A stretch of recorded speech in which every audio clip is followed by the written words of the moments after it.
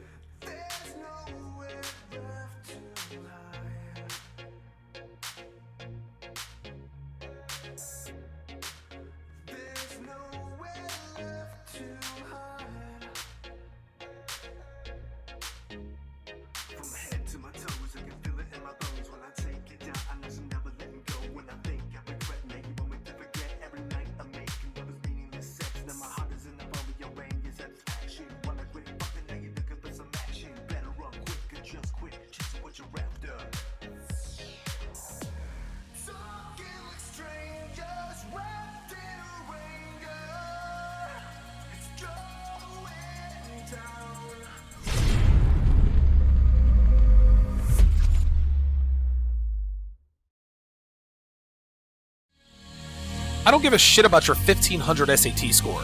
Eat under 1500 calories a day and then I'll be impressed. If you treat her better than she treats you, she'll get bored. Don't just give her your attention. Make her earn it. She's not your co-pilot. She's your flight attendant. Live from Philadelphia, your man, Donovan Sharpe. What's up, guys? It's your man, Donovan Sharpe, and welcome to the 439th edition of TSR Live, your daily dose of red pill truth, wisdom, and awareness. It is Wednesday, April 17th, 2019. It is good to have you guys in today. We are multi-streaming live to YouTube, Twitter, and Facebook. So however you're watching, wherever you're watching, thank you for making the Sharpe reality a part of your day. We are jam-packed this afternoon. Guys, listen, I have a fantastic show for you guys today. Today's show is going to be packed with content. This is probably going to be maybe a 2.5, 3 hour show. I don't want it to be that long because I have a consultation at 3:30 Eastern. But I might have to push that back because today's episode is absolutely, positively jam-packed. Before I get started, I'm gonna let you guys know I'm gonna make a temporary slight change in the way I personally operate. So from now on, at least for the foreseeable future, I am only going to be looking at the super chat window. I'm not going to be looking at the general chat. And the reason for that is because I recognize that I have a glaring weakness for trolls. Okay? I get derailed, the show gets completely off kilter. Now, of course, the drawback or the downside to this is of course that I don't, if there's a sound problem or if there's crackling or anything like that, I don't think I'll be notified. Sharpe Assist, if you're watching, dude, if you can try to hit me in the, if you could hit me on the text machine or something. So if there's something going on with the show, you guys are going to have to let me know in the commercial break. I actually just thought about that.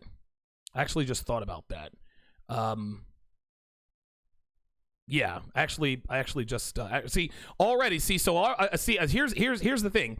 I've already made the commitment of, and I'm going to get to the content here in a second, guys, but you guys have to understand that I recognize, there we go. Okay, Sharpe Assist okay, very good. Sharpe Assist is on it. I appreciate that. I'm very, as a man, you have to recognize what your strengths and weaknesses are, okay? What your deficiencies are. And I have a severe weakness for cowards. I can't stand guys who and I'll put it to you this way. Kevin Jimenez says intro is too damn long. Guess what, Kevin Jimenez? Fuck you, you're gone. You're booted the fuck out. Never seen Kevin Jimenez in the chat. His very first interaction with me is it's too damn long. Kevin, go fucking fuck yourself, man. Go fuck yourself. Watch something else. So now I really have to get out of the chat because as soon as I looked at the chat one time, already we got shit chatters. Here's the thing, guys. I don't mind shit talkers. I do mind shit chatters. You want to know why I mind shit chatters? Because shit chatters are fucking cowards. Okay? It's easy to sit there on your phone. Oh, intro's too damn long. Really, Kevin? Why don't you give me a call at 914-205-5356 and tell me about it? Right? Listen, if you want to call the show and talk shit, right? If you want to go toe-to-toe with me, listen, man, I don't mind people who disagree. I don't mind people who respectfully disagree. I got no problem with that, right? But I do have a problem with people who think they know more than me.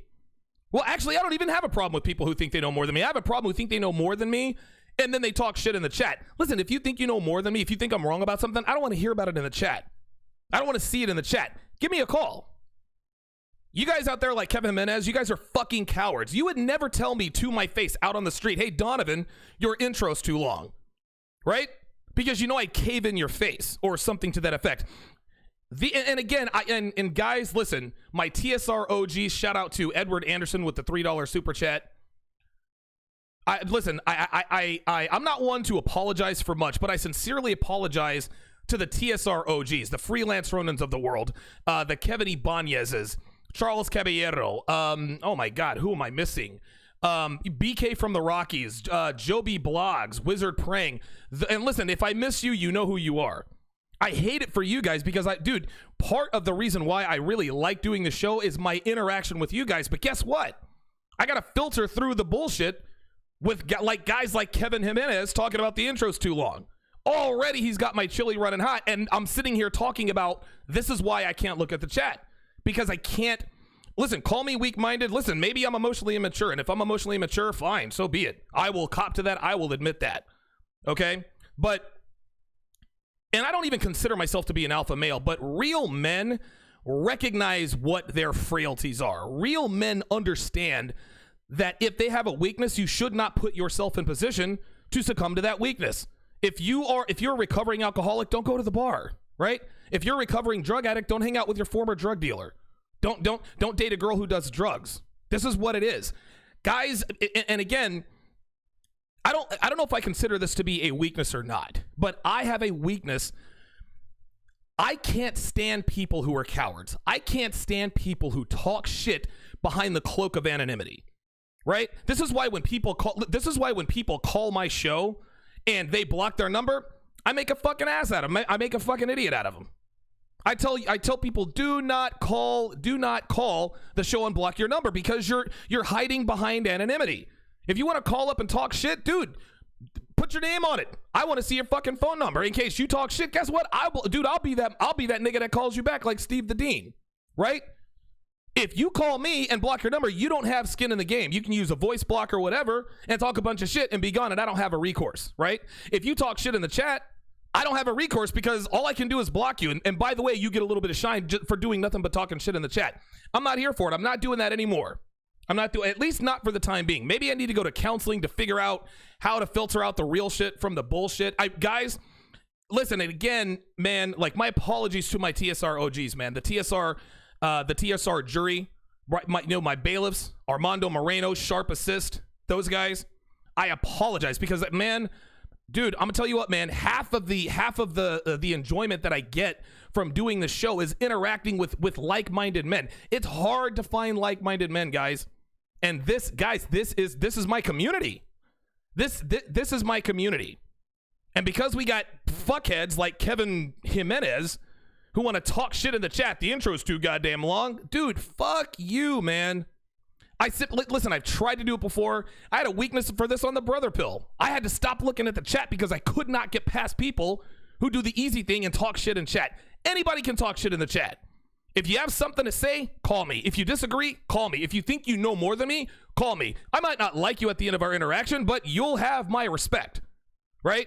At least I don't have to worry about these trolls. Listen, I have a weakness and I recognize it. It's almost like guys who heckle NBA players at NBA games. Those guys are fucking cowards. You want to know why? They know that they can talk shit to NBA players. Because if NBA players retaliate, if NBA players talk shit back, their name's drugged through the mud. God forbid we have another Malice at the Palace. Like, what was that, back in 04-05 of the NBA season? Dude, Ron Artest was suspended for 73 games. Steven Jackson suspended for 50 games. Dude, the fallout from that was ridiculous. But the reason why people heckle NBA players, bigger, physical, stronger guys, because they're protected. They would never talk shit to Russell Westbrook out on the street. They would never talk shit to NBA professional athletes out on the street because they know that professional athlete would fuck them the fuck up. Well, I don't have the ability to reach through the screen. I can't do it. Okay? So, me recognizing my weakness, and guys, I've had this weakness my entire life. This is one of the reasons why I've been in so many fights in my life, is because I can't stand cowards, man. It takes everything in me to refrain from beating somebody's face in for doing something they wouldn't normally do because for whatever reason they think they're protected. So if someone talks shit, if someone's in here trying to troll me, let them know in the chat that I'm not looking at the chat. And then time them out, ban them, whatever. Let them know, hey, listen, Donovan's not looking at the chat. So whatever shit you want to talk, whatever shit they want to talk, let them know, hey, listen, talk all the shit you want. Donovan's not in the chat. Here, give him a call. My apologies again, guys, for going off on that tangent. But I can't do it anymore. I've tried to look past it. I can't do it. I recognize my weakness. I need to remove myself from succumbing to my weaknesses. That's just all there is to it. Later on in the show, I'm going to tell you guys how to recognize the signs that your wife is about to divorce you, and then I'm going to tell you how you can actually win your divorce as a man. So those of you who are married, you will definitely want to stick around for that. I will also have Steve the Dean Williams on later today at 2 Eastern to talk about why arousal cannot be manufactured. Okay? But I'm going to start today's show with something that brothers, black men, African-American males should definitely consider, and that is why black men should pursue non-black women. Now, when I say non-black women, let's not kid ourselves. Mainly, we're talking about white girls. Yes, we have some brothers out here who like to date Hispanics. I fall into that category. We have brothers out there who like to date Asian girls, Indian girls, whatever the case may be. But what we're really talking about is white girls. And I'm going to explain to you why. I'm actually going to explain to you why the binary definition of the female American mentality. This is why black women say, well, if she's not black, she's white. I'm going to tell you why that is here in just a second. No, gentlemen, white girls and non-black females are not special. They're not trophies. They're not snowflakes. In fact, white girls, gentlemen, are every bit as slutty. They are every bit as licentious. They are every bit as diabolical and every bit as crazy as black women. But at least you get something in return for attempting to mitigate their hardwired deficiencies, and that's femininity, which I'll talk about later. Big shout out goes to Mr. G with the $20 super chat, Sigma Jones with the $10 super chat, Edward Overton with the $1.99 super chat, and Mr. Old School Writer with the $10 super chat. He says, it's all good, bro. Y'all don't forget to donate to the Sharpe Towers. Listen, I appreciate it, man. I really do. And again, my apologies to you guys. I would love to be able to get past that. I can't. I've tried it for too long. I just can't do it. Anyway, at least for all the bullshit that you have to put up with white girls, at least you get something in return. Now, those of you who would say, well, white girls do it too, as a way to dissuade or discourage black men from pursuing them, are 100% correct. Yes, white girls do it too, and they do it more, and they do it worse. Absolutely. Yes, white girls will fuck you over, gentlemen. Yes, white girls will commit paternity fraud. Yes, white girls will sperm jack you. Yes, white girls will have multiple kids by multiple men. Yes, there are more white girls on welfare than black women. Yes, gentlemen, white girls are a fucking headache. Trust me. But again, at least you get much better treatment in return for having to deal with their bullshit. All you get from black women is attitude, entitlement, the middle finger, and a migraine. There's a difference between a headache and a migraine, believe me. And by the way, while I'm thinking about it, the more white women are on welfare than black women argument, that is disingenuous. Because while more white females are on welfare than black females, the percentage is much higher on the black side. Black women are the minority, so of course their raw numbers are always going to be much lower. This is the number, the imaginary number that black women and their white knights would cling to. But statistically, black women lead the league in fat girl percentage, welfare, and baby daddies. So miss me with that white girls do it more argument, because we all know the percentages are far more accurate, or that's the far more accurate figure. Now, before we get into the reasons why black men should pursue white girls and non-black women, I'm going to quickly talk about something that most men are unaware of. And I mentioned it a little while ago, and that is the binary mentality of American females. Okay? Now, we all know that there are many races of women in the United States. Okay? But even though there are many races in the United States as far as women are concerned, there are two main pervasive mentalities that most American women adopt in terms of the way they act and think, and etc. That is white female mentality and black female mentality. Now, some people might ask, but Donovan, what about Hispanic girls and Asian girls and Indian girls?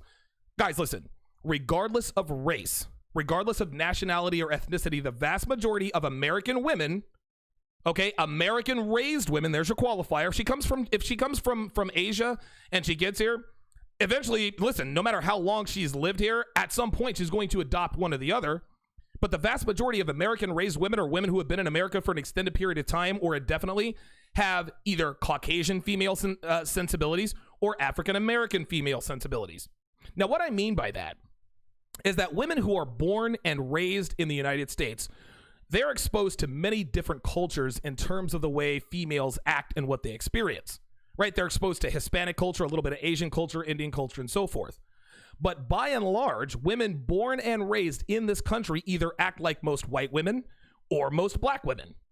Now, because black women are one of the minorities, right? Most women act white.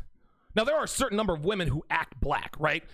Who aren't necessarily black, right? They listen to hip hop music. They watch black programming on television. They listen to black podcasts, have mostly black friends, and date mostly black men. Okay? Now, there are many more women who act white. These women are in the majority. All right? These are the women who watch and worship the Kardashians while simultaneously admonishing them, by the way. They love Starbucks. They watch reality TV. They date mostly white men, et cetera, et cetera. Yes, there are Hispanic women who have Hispanic culture deeply ingrained in them, along with other races and nationalities of women. But these are the exceptions. Okay? These are the women who have lived in the U.S. for just a little while but weren't born here. Now, they may come to the United States as a small child or teenager. At that point, they'll adopt either the white girl or the black girl culture on some level, but they'll still have some remnants of their home country habits.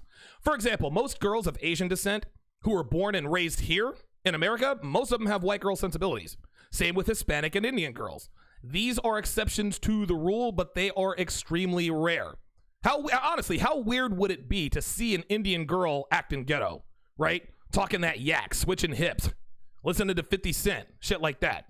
Now, on the other side of that, most black females have African American habits and sensibilities, as I talked about before. Yes, there are a few black women who act and talk white, right? I've been accused of this myself. But again, these are the gross exceptions to the rule. The bottom line here, gentlemen, is that regardless of race, regardless of ethnicity, regardless of skin tone, most women you come across in America will have either Caucasian sensibilities and habits or black woman sensibilities and habits, right? And the majority of those women will act, talk, and do the same things white girls do in their everyday lives. Shout out to Ed Lattimore, who is in the house with the $5 super chat. I appreciate that, my friend. He says, quote, "Stay away from the Beckys who only date black men. They're worse than hood rats. Get you a white chick who dates everyone without the hoop earrings." Real fucking talk. Now, some guys might say, but Donovan, you make Devin wear hoop earrings when you go out. Yeah, she's with me. But those hoop earrings stay the fuck at home when she leaves the house without your boy.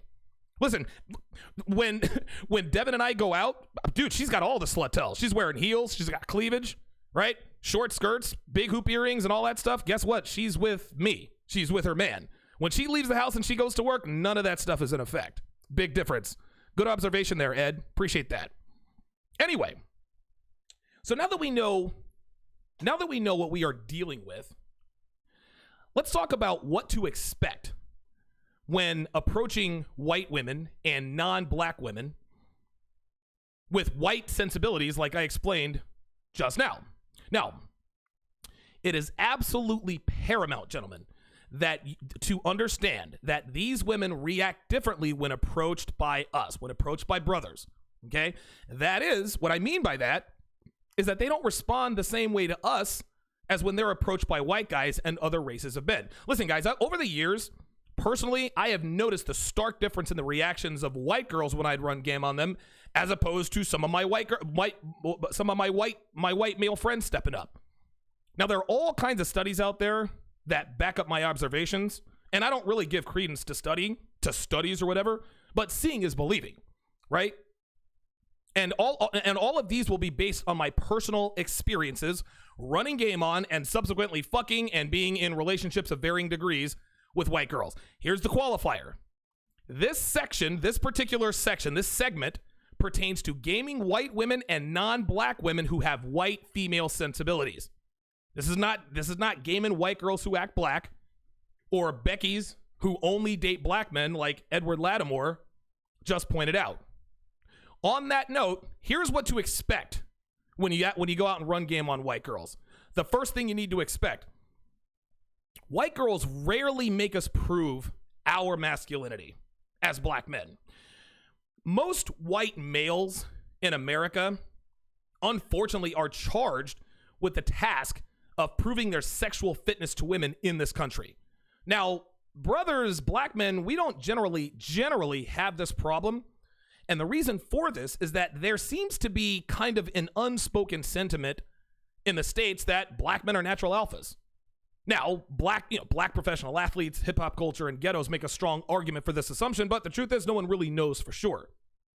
Anyway, the advantage to this assumed alphaness is that white girls will test black men as a function of confirmation as opposed to qualification, if they even test us at all. Every so often, they will poke and prod here and there just to make sure you live up to the perceived reputation. But by and large, white girls and non-black women tend to give black men the benefit of the doubt as far as masculinity is concerned. Now, here's the drawback. The drawback to this is that if you do fail a masculinity test, or what we call a shit test in the manosphere, guys, you are beyond finished with her. When the entire culture tells the majority of women that black men have natural alpha tendencies, they expect it from the jump. If they don't see, or if they sense even trace amounts of beta or simp in you, guys, I'm here to tell you their pussies dry up quicker than the desert in the middle of a drought. I'm here to tell you. I've seen it. I've experienced it. Listen, you don't get as good with white girls as I do without experiencing a little failure. Trust and believe. Understand this, gentlemen. Understand that this is for my brothers who are watching.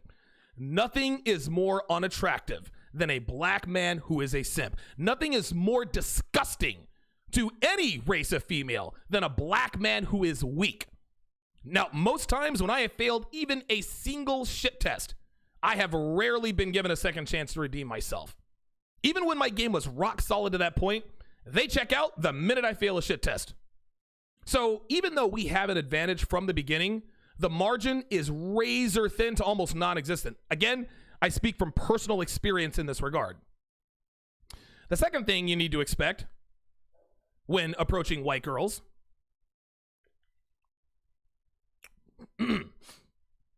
is that white girls expect us to try to fuck them on the first date. Assuming that we are natural alphas, right, sets a lot of expectations with white girls. They expect us to be upfront and straightforward. I'll give the credit there to Alan Roger Curry. He had a blog talk radio show called Upfront and Straightforward, right? They expect us to be this way and are ready for us to be bold and forthright when we run game on them. What does this mean? This means they expect us to quickly escalate the interaction towards sex almost immediately. Now, the advantage to this is that takes a huge amount of pressure off of us. Okay? Listen, knowing a white girl expects us to make a strong play to get them draws, that means that if they do give up the digits, they're finna give up the booty. Right? Listen, if a white girl gives up the digits to a brother, you getting that ass. Straight up. The disadvantage is that approaching during the day, running day game on white girls, it can be very, very difficult. Guys, listen, I'm here to tell you, it's hard enough to work past sort of the slut shield of attractive white women, but it is nearly impossible to strike up a conversation with a good-looking white girl to gain trust and build attraction. Now, granted, most men have to do this anyway, as hot girls correctly assume that the reason most men talk to them anyway is because they want to fuck them. But when they're approached by black men, when they're approached by a brother, they are 120% sure of what we're after. And if they're not down to fuck, they're not receptive to game at all. Now, the end result is a lot of quick rejection. Again, that's part of the game. You can't win them all, fellas. On the other hand, the advantage to this is that it saves us a lot of time. When I was approaching white girls day or night, they made it very, very clear up front whether or not they were interested, and they rarely waste time voicing this, right? If they're not feeling my game, or if they're feeling my game, rather, they start to reciprocate. I get the digits, the rest is history. If they're not, they shut me down on the spot. Good, right? Move on to the next target. Time, gentlemen, is a man's most valuable commodity. I say this all the time. The older I get, the more valuable the commodity of time becomes to me. Okay? time being a man's most valuable commodity works to our advantage. So that white girls and non-black women expect us to push for sex early and often saves us a lot of time and frustration in the long run, more often than not. The third thing, wait a minute, hang on a second. Is this number 3? I don't know if I'm on number 3 or 4, but the next thing, I think this is number 4. It doesn't matter. The next thing that black men should expect when running game on white girls is that you need to understand that we as black men, we are rarely thought of, if at all, as options for long-term relationships with young and attractive white girls, at least in the beginning. When the typical American white girl or non-black woman fantasizes about her perfect boyfriend or her married life, she's never thinking of her future husband being a black man. Guys, look, whether we like it or not, whether we admit it or not, white guys, white males are at the top of the sexual market value food chain. No, this doesn't mean white men are more valuable than black men. No, this doesn't mean I think that white men are superior to black men. Strictly speaking, from a sexual market value standpoint. And remember, females are influenced by everything, guys. Perception is reality. They are hive-minded creatures. If society looks down on it, so do they. This is how it is. Women of all races with white girl sensibilities prefer white guys, assuming all things are equal. Now, let me qualify this statement here. Let me qualify that last statement. If a black man is better looking, if he has a better job, if he's in better shape, and has a better handle on women than the typical white guy, most women, regardless of race, they're going to gravitate toward the black guy because he's just the better option. Skin tone notwithstanding. Doesn't matter what race you are. If you've got the game, you got the looks, you got the money, you're going to do better no matter what your race is. Okay? But if you have a white male and a black male who both have great looks, they have a great handle on women, great jobs, but both in great shape, white girls are going to choose the white guy better than 9 times out of 10. Call it unfair, disagree, call it whatever you want. That's how it is. That's the truth. Now, we've come a long way in America as far as the overall acceptance of interracial dating between black men and white women, but it still does carry a measure of taboo, however covert it may be. You couple that taboo, that perceived taboo, with the hive-minded mentality that most American females have, meaning they all want the same things and think the same way. Remember, it's binary. You will find that most young, attractive white girls you approach, she won't be dreaming about your wedding. She's not going to be dreaming about your honeymoon. She's not going to be dreaming about a life with you when you approach her. What she's thinking about, if she's receptive to your game, I wonder how hard he's going to pull my hair when he fucks me. Right? I wonder if he's going to try to fuck me in the ass. I wonder if he's going to give me a facial. Will he make me swallow? Does he like it when I swallow? That's what she's thinking about. When a white guy approaches her, that arouses her, yeah, now she's starting to think about the white picket fence. What kind of job does he have? How will my parents like him? They're not thinking about that with brothers. Outside of wealthy men, it is very, very rare that young and attractive and non-white and non-black women think of brothers as long-term options. The perceived notion, guys, and again, listen, the perceived notion that black men don't earn as much as white men and the social stipping, those are major deterrents to white girls and non-black women as far as marriage or settling down is concerned. However, there is...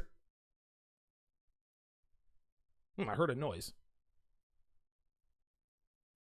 I don't know if my dog is back there causing trouble. Anyway. However, there is a caveat. White girls in this country, gentlemen, they are positively mystified by the lore, the legend of the sexual prowess of the black male, right? All white girls, gentlemen, regardless of age, they are dying to know why women say, once you go black, you don't go back. I talked about this yesterday.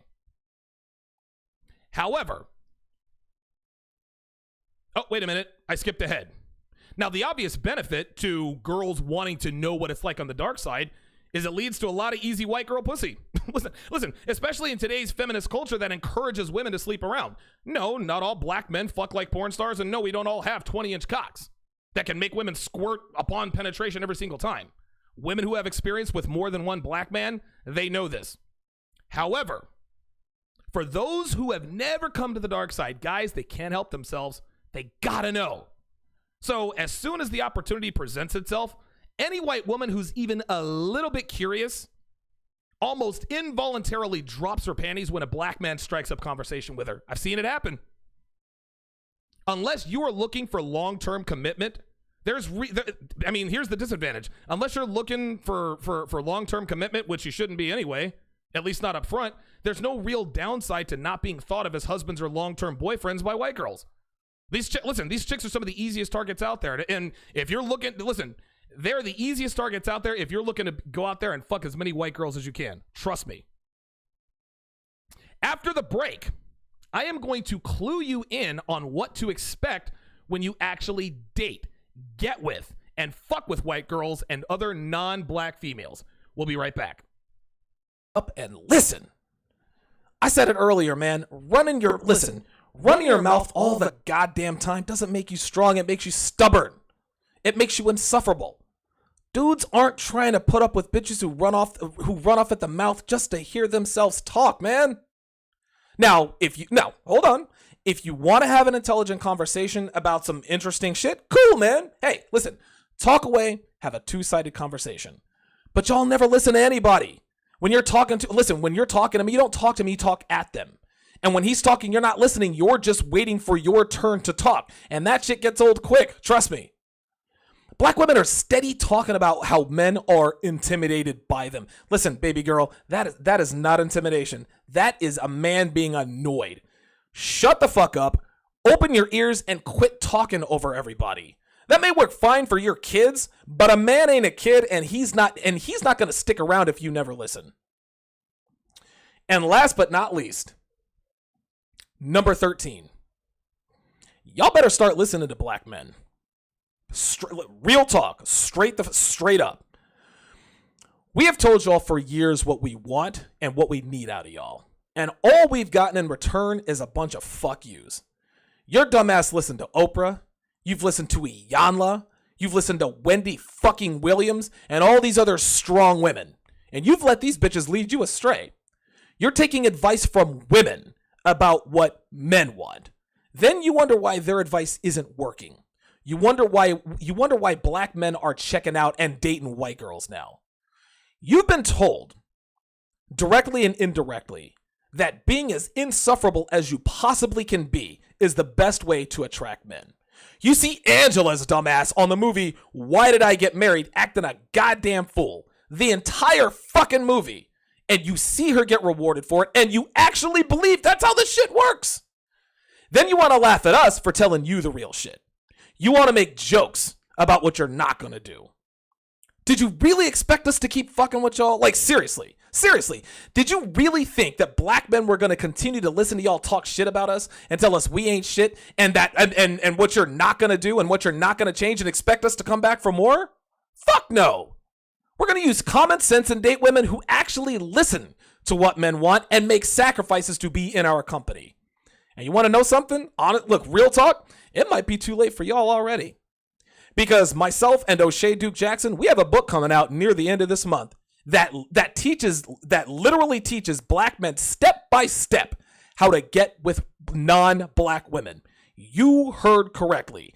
I, Donovan Sharpe, have written a book that shows black men how to become attractive to every race of woman in America except for black women.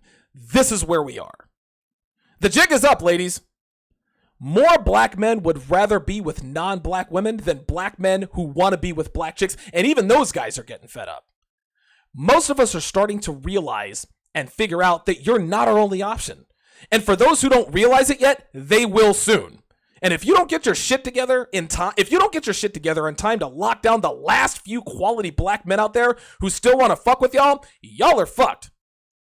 So you guys can laugh at this stuff if you want to. You can make fun of me. You can call me names. You can make jokes. But none of that negates the truth. Black men have had it with y'all. So you can either get your shit together or you can continue to bitch and complain about how we have it wrong. And if that's what you choose to do, cool. But we've got plenty of other races out there, races of women out there who want to be with us. So don't be mad at white girls for doing what you won't do. Be mad at yourselves. Always trying to say I shouldn't be with that chick. The real reason why is cause you want that bitch, but you ain't never been her type. Said you always want to hate, guess I'm doing something right. You're telling me I broke, dude, what's new? Having money never gonna lay you on top of that. All these gold diggers gonna take to the 439th edition of TSR Live, your daily dose of Red Bull truth, wisdom, and awareness. Gonna have to move my bike at some point. Trying to get some more room here.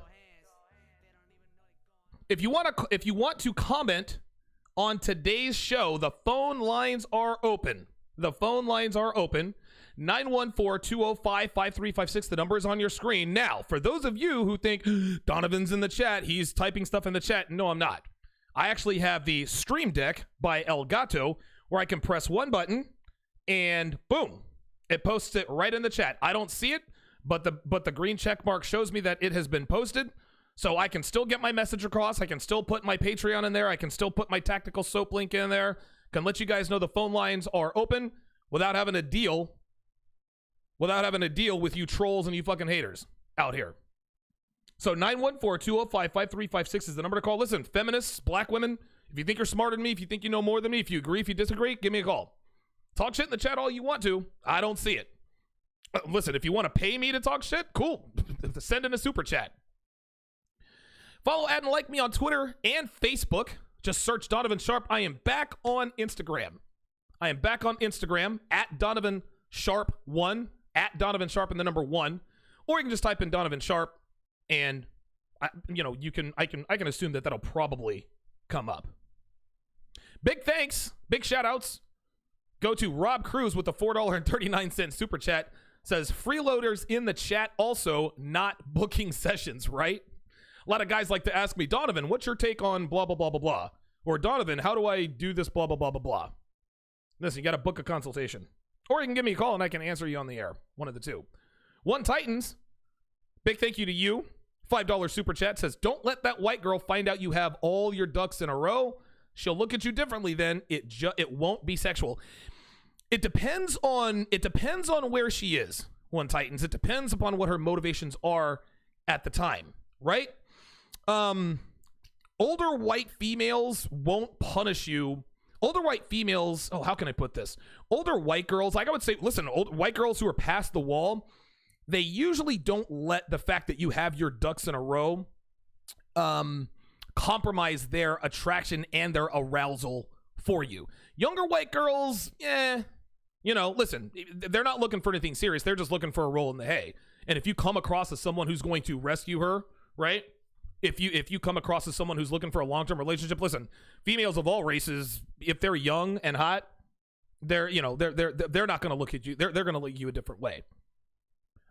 Big thank you to Tony P with the $1.99 super chat. Also, shout out to Razor Quadruple 6 with the $5 super chat. Says, Donovan, you are the man. Snow bunnies only for me. Black chicks are all but invisible to me. Hashtag SYSBM. Damn, I wish I knew what that meant. I want to look in the chat for somebody to tell me what that is, but I know I probably got trolls in this motherfucker. I'm not doing it. I'm not looking at the chat, guys. I'm only looking at the super chat. And again, listen, if you want to contribute to the show, if you want 100% of your contribution to go to the show, donate through my Streamlabs link, www.streamlabs.com/Donovan Sharpe, the number 1. That's streamlabs.com/Donovan Sharpe 1. YouTube takes, I think, like 30% off the top as far as super chats go. So if you want 100% of your contribution to go directly to the show, my Streamlabs link is the best way to contribute. I just figured out. Never mind. I'm going to let that go. I'll figure that out later. 914-205-5356 is the number to call. Let's go to the phone line. C in Vegas. Wait, hold on. Hang on a second. C in Vegas, you are on live with Donovan. Go ahead. What's going on, big bro? How you doing today? Not too bad, man. I had to recuse myself from the chat to keep the show from going off the rails. How you doing, man? I'm doing pretty good. I was actually getting ready to go to the gym, but in terms of your show topic, Hey, preach, brother. Come with it. All right. Well, I think Donovan, like at the end of the day, like, okay, let's talk about the U.S. for a second, okay? Okay. Black women, white women, and all that stuff. I think at the end of the day, it all ends up the same. Because I've had experience with both black women and white women. And, and I think, Donovan, again, because you're older than me and more experienced, but you even said something along the lines of, and I know your preferences, by the way, so let me be clear about that. No, I got you. But let me just say this.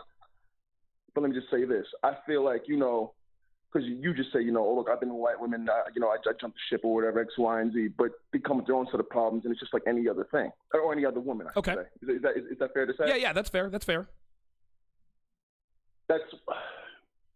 I think, don't get me wrong, because I think in this sense, Donovan, men should just go with any woman that finds them attractive as possible. You get what I'm saying? Oh yeah. I think don't get me wrong. Everybody has that preference, by the way. So let me be clear. I'm not saying you guys should date everybody, blah blah blah.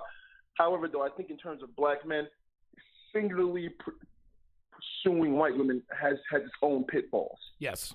Does that make any sense? Yeah, that makes perfect sense. Listen, and this is the thing. This is actually the argument that I make to black men who say that they don't want to pursue non-black women, right? I say, listen, man, if black women are your thing, look, do you? If that's your cup of tea, drink it. But understand that you do have options out there. Now, look, if you exercise those options and at the end of the day you're still going to gravitate toward black women, fine. But at least you've already. At least you've experienced this. At least you've made the right decision. You're never going to wonder. You know what? There was that Indian chick I know wanted to bang. I wonder what it would have been like to maybe be with her. Right. No, exactly. Okay, Don. Fair enough. But I do want to say, Don, that just because this is my experience, in Vegas, right? Oh yeah. I've seen let me be clear about something, by the way. There's different people have different levels of game. People have, of course, a lot of guys. Maybe the game level's low or high or whatever. What I've seen, and Don, you can probably attest to this, especially because I work in nightlife too, so I've seen this a lot where I've seen brothers and they're just walking with any white chick. Oh yeah. You get what I'm saying? Oh yeah, it's like oh yeah. So it's like, for example, it's like, well, if it ain't white, it ain't right. But you look at his chick, it's like, that's damn, bullshit. Dude, yeah, bro. What we're doing right now? Yeah. Yo, C, listen, you're making an excellent point. Listen, what C is talking about, in case you guys haven't figured this out yet, is we got a lot of guys who are attracted to certain women just because they're white. If it ain't white, it ain't right. No, negative, nigga. So you mean to tell me? Listen, I'm gonna give you an example. So you mean to tell me you'd bang Amy Schumer before you banged Paula Patton? Right? You'd bang Melissa McCarthy before you banged Megan Good. Oh, no, sir. Listen, don't give me that. You'd bang Roseanne before you'd bang Kerry Washington. Bruh, you got a problem. You got a mental illness. And again, see, this to me, this isn't about color. This isn't about race. This is just about attitude. You alluded to this earlier.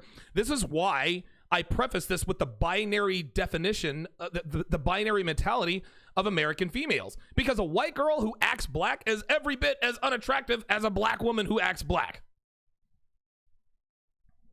It depends, because let's put it into context. I see what you're saying, Donovan. Let's be clear, because I've definitely seen just white trash culture. Oh yeah, damn, I don't want to be around it. Right. So let's be clear about that.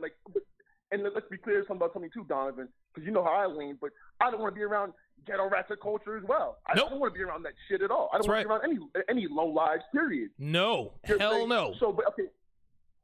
Exactly. So, but you call what I'm saying, big bro. By the way, and I'll say this before I jump, but the black guys tend to fetishize what women do. Say fetishize, put them on a pedestal at any cost necessary. These turn to be the biggest simps.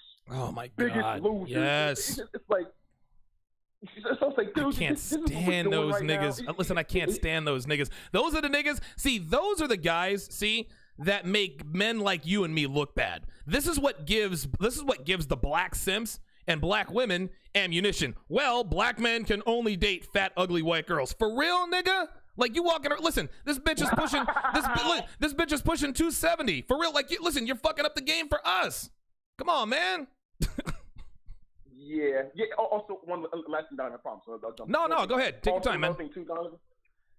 Also, just in the Vegas area, Donovan, because look, again, I'm always in the gym. I'm always busy. You know what I'm saying? So when I do go out, or I finally get to go out, whatever, I notice because of these guys, because the black men, if it ain't white, it ain't right, whatever. You know what I'm saying? It fucks the game for us because I get a lot. Donovan, I've seen the plainest, janest of white women approach me like they're fucking 10. I'm like, you can't talk to me that way. You gotta buy me a drink. God my hair is longer than yours. My hair is longer than yours. You gotta buy me a drink. Are you crazy right now? Bruh, dude, listen. Oh my God. Listen, I've told this story on the air before, man, is when the fat white girl, dude, when I was in Vegas, I drove an Audi A5, clean as a motherfucker, right? This fucking, this fucking fat white girl tried to approach me, asked me, well, what's your name? What kind of car do you have? Now, dude, I stopped her, I said, listen, sweetheart, it's not that kind of party. Keep it moving. She's like, well, God, dude, I told her that word for fucking where she's like, God damn, you ain't got to be so fucking rude. Da da da da da. She's talking all this shit to me. I'm like, oh my God, let me fill up my tank and get the fuck out of here. She goes and talks shit to her other fat fucking white girlfriend. Yeah, man, like just because you're white does not entitle you to shit. Bitch, you are fat. Irregardless of your race, you're fat. You don't deserve me. Listen, I spent an hour and a half in the gym today. Well, not today, but at the time I was thinking, I spent an hour and a half in the gym today and rode my bike 15 miles. What did you do today? Right? Bitch, you just came from Burger King. You're on your way to KFC, but you think you can get with me? Nah, fuck that. I'm not here for that. Yeah, I think there's like this prevailing wisdom among certain groups where it's just like, well, this brother, he's gonna get with me because, or the vice versa. Right. This fat white chick. She's definitely gonna give it the draws. Easy picking.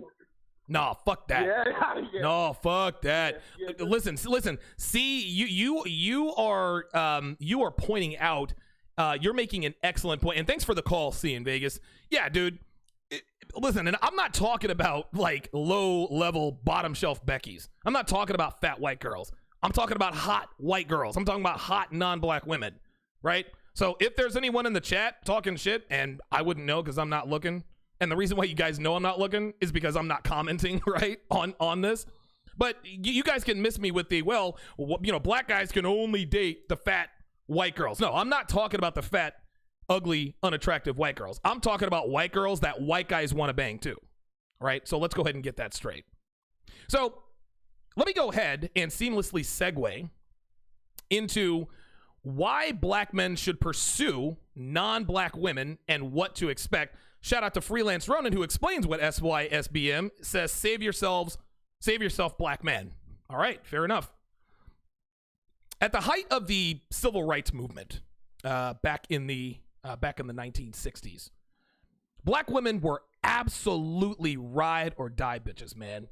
They stood by their black husbands who were shot, beaten, stabbed, and endured just about every inhumane, prejudiced treatment imaginable. Black men were appreciative of their women for sticking by them through tough times, and we rewarded them with our undying loyalty. But second wave feminism at that time was also in full swing and winning the hearts and minds of both men and women the country over. Unfortunately, black women fell prey to this influence and started the decline of the American black woman. The sad thing here is that black women, black feminists, they don't understand a very simple axiom. Feminism ain't for black women. Ladies, black women, if you're watching this, feminism ain't for you. Dude, feminism is a white girl mentality. Feminism is for white women. It ain't for black women. Feminism, dude, black women have suffered 10 times more because of feminism than white girls. As much damage as feminism has done to women of all races in this country, black women have suffered the most because black women haven't figured out that feminism ain't for black women. Feminism's for white girls, baby girl. You fast forward nearly 6 decades, and black women are insufferable at best and absolutely radioactive to black men at worst. As a result, brothers have started checking out in droves at and really an increasing number of black men, right, who are giving up on pursuing black women. That grows by the day, guys. Now, it wasn't always like this, guys, right? It wasn't always like this. By the time second wave feminism hit, by the time it hit its stride, began to really influence black women were still under the impression that their women would still ride or die for them through thick and thin.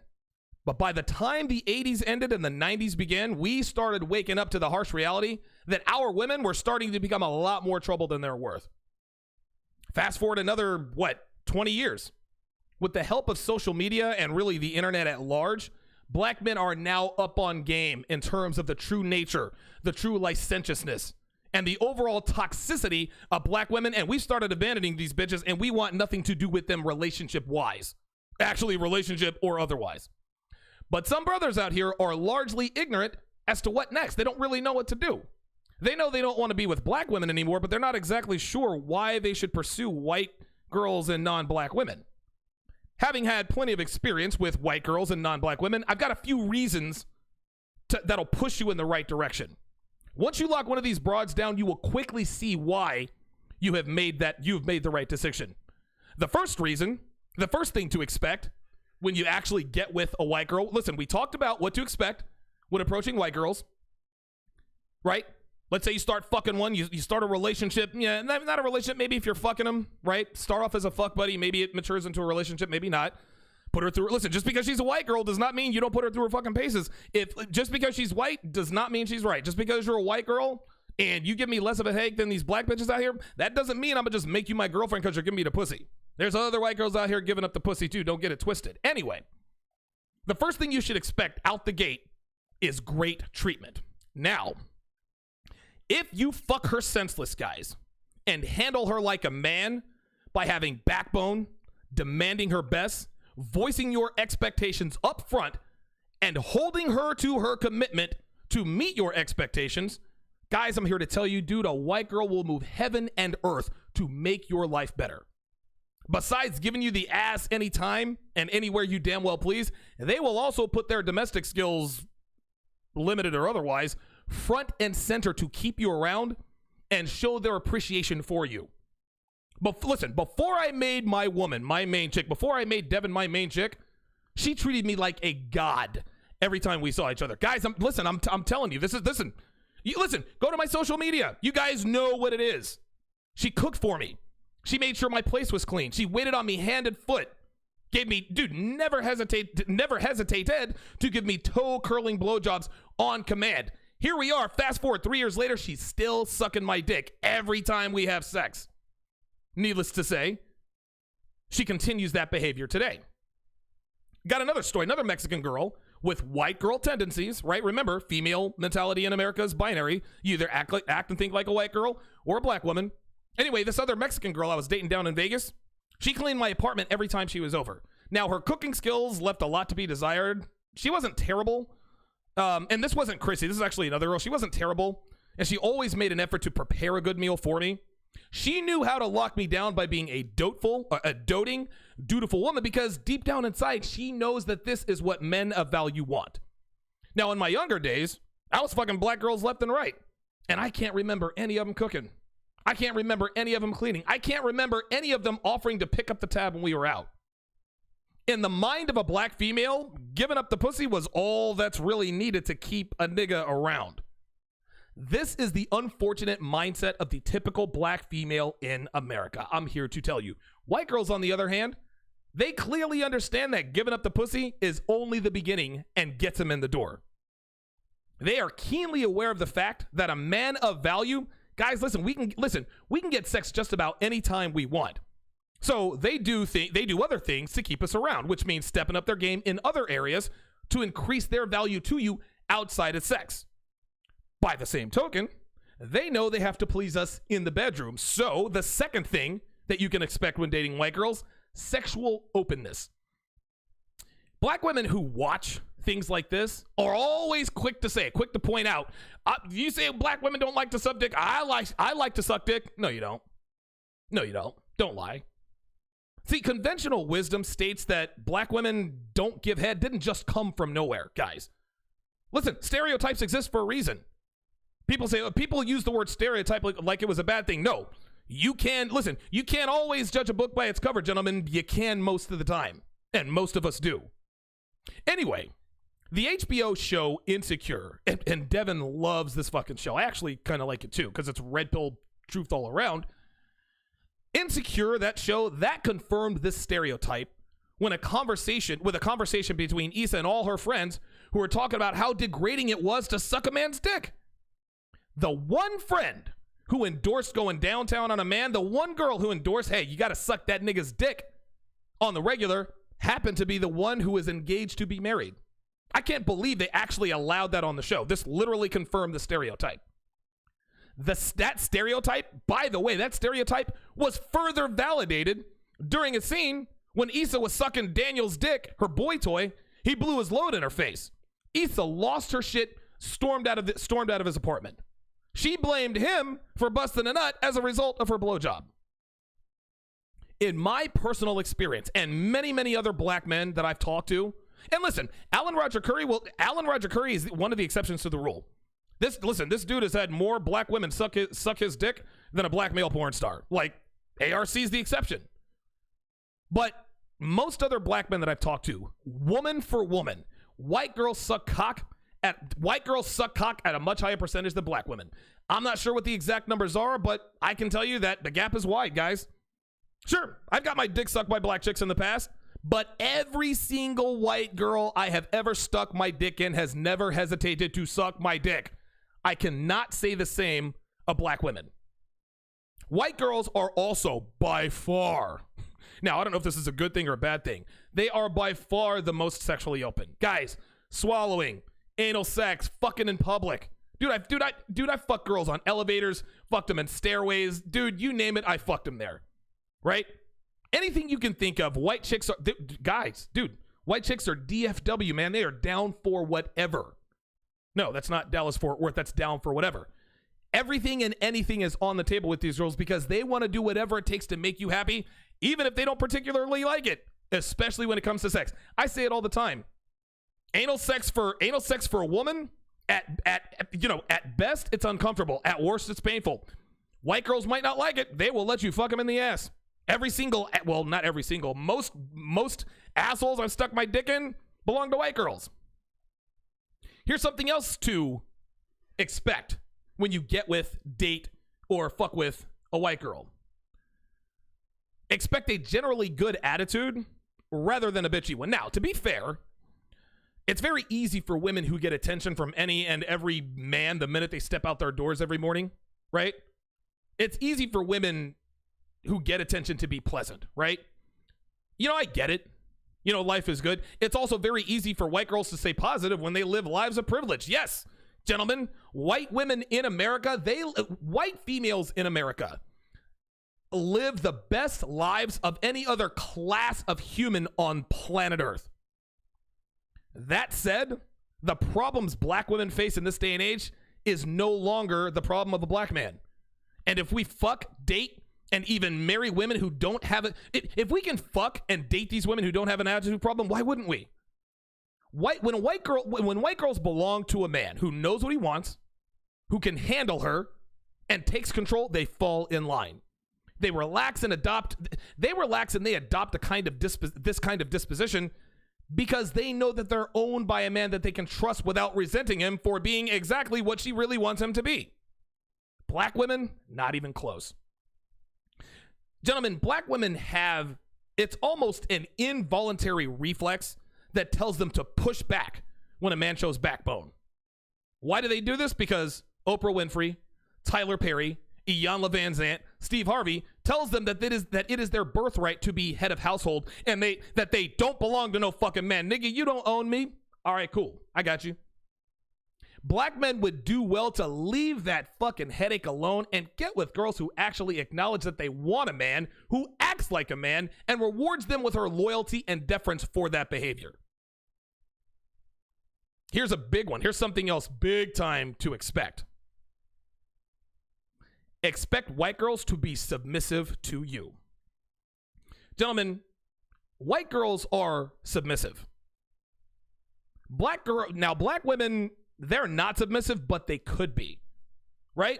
Given the right circumstances, black women can be submissive. Here's the problem. The problem is that black women view submissiveness in the presence of a male as a weakness. The truth is, guys, is that every female on the face of the earth is biologically hardwired with the desire to submit to a man. It is in their feminine makeup, in their hard drive, to surrender and submit to a male. White girls, when properly trained and properly groomed, are naturally submissive to their men, and it's easy for them because they simply love giving into those impulses, right? They already have them to begin with. If you bring that out of her, she's going to display those. Now, before women you bitch-ass simps start bitching and complaining, let's be clear about the true definition of submission within the context of a sexual relationship between a man and a woman. Okay? What submission is not is a woman walking around the house with her head down, right? She has a black eye, she's doing her chores while fearfully avoiding conversations with her man for fear of his temper. That definition is an apex fallacy designed to give women carte blanche to be exactly the opposite. Well, I don't want to be submissive, so I'm going to be dominant. Sweetie, nobody's telling you that you have to walk around with a goddamn dog collar on a chain. Nobody's here for that. That is a disingenuous mindset. They know what submissiveness really means within the context of a sexual relationship with a man. It ain't that. Yes, there are relationships out there that do resemble a master-slave dynamic. But in this day and age, women have the power not only to leave those relationships, but to completely bury the man if they so please. That said, the true definition of submission is that of a woman who simply puts the needs of her man before her own. If he wants sex, she lets him fuck her and doesn't make excuses about headache or not being in a mood. If her man is hungry, she feeds him. If he needs some space to relax, she'll fall back and returns when he asks her to. Regardless of what he needs, a truly submissive woman is there for him no matter what. In her mind, her needs come before her own every single time. Now, listen, black women who are laughing right now when they hear what I just said, right? The fact that they're laughing at this, that's one of the fundamental differences between them and white girls, between them and non-black women. Y'all bitches can yuck it up all you want. But this is one of the main reasons black men don't want to fuck with y'all anymore. Last and certainly not least, in terms of the list of things to expect when dating white girls and non-black women, expect true femininity. Guys, I'm here to tell you, no matter what her skin tone, black, white, brown, red, yellow, a feminine female is an attractive female. Guys, it doesn't take a brain surgeon to know that black women are as masculine as many races of men. This deficiency can be laid at the feet of their culture, single mother culture, their upbringing, and their environment. But that doesn't take away from the fact that women who act like men are unattractive to men. Non-black women are far more feminine than black chicks, and it's not close. The funny thing is, this is weird. The more masculinity you show in the presence of a white girl, the more femininity they show. If you verbally reprimand her for some reason, they soften up and heed your command. Again, provided you are truly in charge. That you laid the groundwork necessary from the start. That you are not really a beta in alpha's clothing. Right? If you let her know that the two of you are staying in for the night rather than going on a double date with her and her coworker and her boyfriend, she'll say, yes, sir, and be done with it. Guys, black women are totally the opposite. The more masculinity you show in the presence of a black woman, the more masculine she becomes. Honestly, dude, short of hauling off and just decking the shit out of her, right? She's going to get louder. Her nostrils are going to flare. Her voice is going to get deeper, right? If you listen, this is what's going to happen if you show any semblance of backbone. Dudes aren't turned on by this. That's all there is to it, guys. The difference between white women and black women isn't about race at all, right? It's not about skin tone. It isn't about men being conditioned to like white girls because of television and movies and commercials. No, it ain't about that at all. It's about the fact that white girls and non-black women act like women and black women act like men. There's nothing psychological about it. Regardless of a woman's skin tone, men want to be with feminine, submissive women who are kind and easy to be around. And men of value, we know that good relationships don't come easy. We get it. We understand that. We're not looking for anything to be easy. But we don't want our women to be difficult either. And woman for woman, white girls exhibit these characteristics at a much higher rate than black women, and everybody knows this, including black women. Don't come at me, Will, with, well, I know a black woman who's submissive. Well, good for you. She's a fucking unicorn. I've never seen one. You know what? Actually, I know one submissive black woman. That is my sister. I have two sisters, right? I'm the oldest of 5 children. I'm the oldest. Then the next oldest is my sister. That is the only submissive black female I have ever known. The only one. 914-205-5356 is the number to call. Let us go to the phone lines. And area code 205, you are on live with Donovan. Go ahead. What's going on, Donovan? This is Fear for Life. How's everything? Oh, what's going on, brother? How you doing, man? Man, I am doing great. What's up? I want you to touch on this. All right. I think, the whole white is right thing. Here's what happens. If you pay attention to guys who date, kind of unattractive white girls, they dated unattractive black girls. You're not going to find a black dude who's able to knock down attractive black chicks that's going to all of a sudden just date unattractive white chicks. Wow. The problem here is it's still a huge spotlight when you see a black man with a non-black woman. Right. I mean, the spotlight is not bigger on anyone else, so it's just blown out of proportion. Yes. So simps and black chicks who hating and dick patrolling black men, they cannot wait to see a black dude with an unattractive white woman. Right. But check it out. Look at this guy. What kind of game does he have? It's going to be apparent. So it's completely overblown. The bottom line is, and everybody knows it, black women know it. Black women know they are extremely hard to deal with. Check it out. As the black men in the chat, our mothers, our aunties, they bragged 20 years ago on how hard they were to deal with. Yes, yes. Now this shit has just come back to bite them. You see what I'm saying? Man, so, oh man. That's just kind of my take on it. Yo, thanks for the call. Area code 205. Yo, that brother dropped some serious fucking knowledge, man. I hadn't even thought about this. A lot of, and see, this is the problem with a lot of brothers out here. I'm gonna date white girls because they're easier. Nah, bruh, no, they're not. And understand this: if you cannot be attractive to attractive black women, bruh, you are not gonna be attractive to attractive white girls. If you were dating ain't shit bitches who are black, you're gonna date ain't shit bitches who are white. See, in Vegas, touched on this on the last phone call. Those are the guys who give us a bad name. Fucking around with those bottom shelf Beckys and shit. If you don't have the game to snag attractive black women, you are not going to have the game to snag attractive white girls.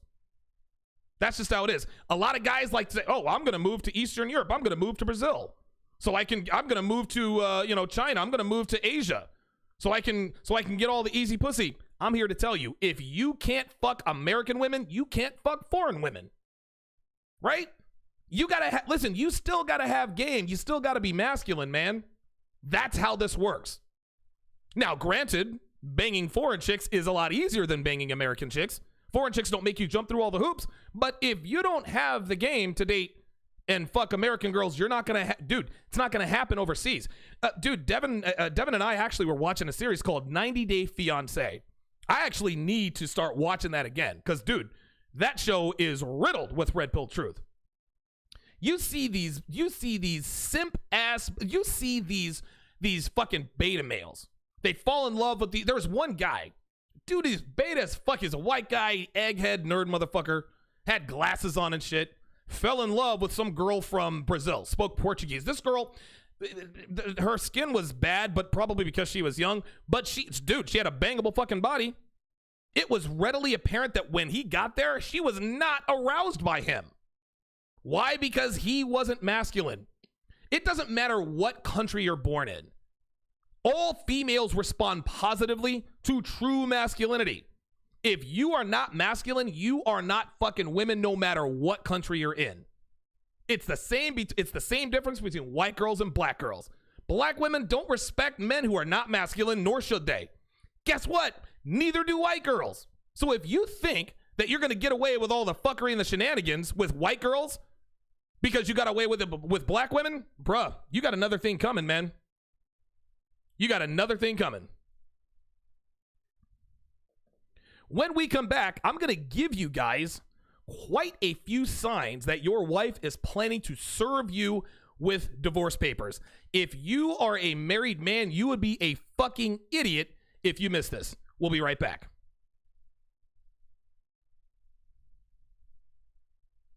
Men and women. This one is directly related to the slut versus stud debate. And let me explain what I mean. Women who sleep with a lot of men are sluts because it's easy for them to give away the pussy. There's no skill involved. There's no skill involved. All she has to do is be there and she's getting the D. Guaranteed every single time. Now, men who sleep with a lot of women get much more respect because sleeping with women is hard even if you're good at it. We all know this. Women are the gatekeepers to sex. Men are the gatekeepers to commitment.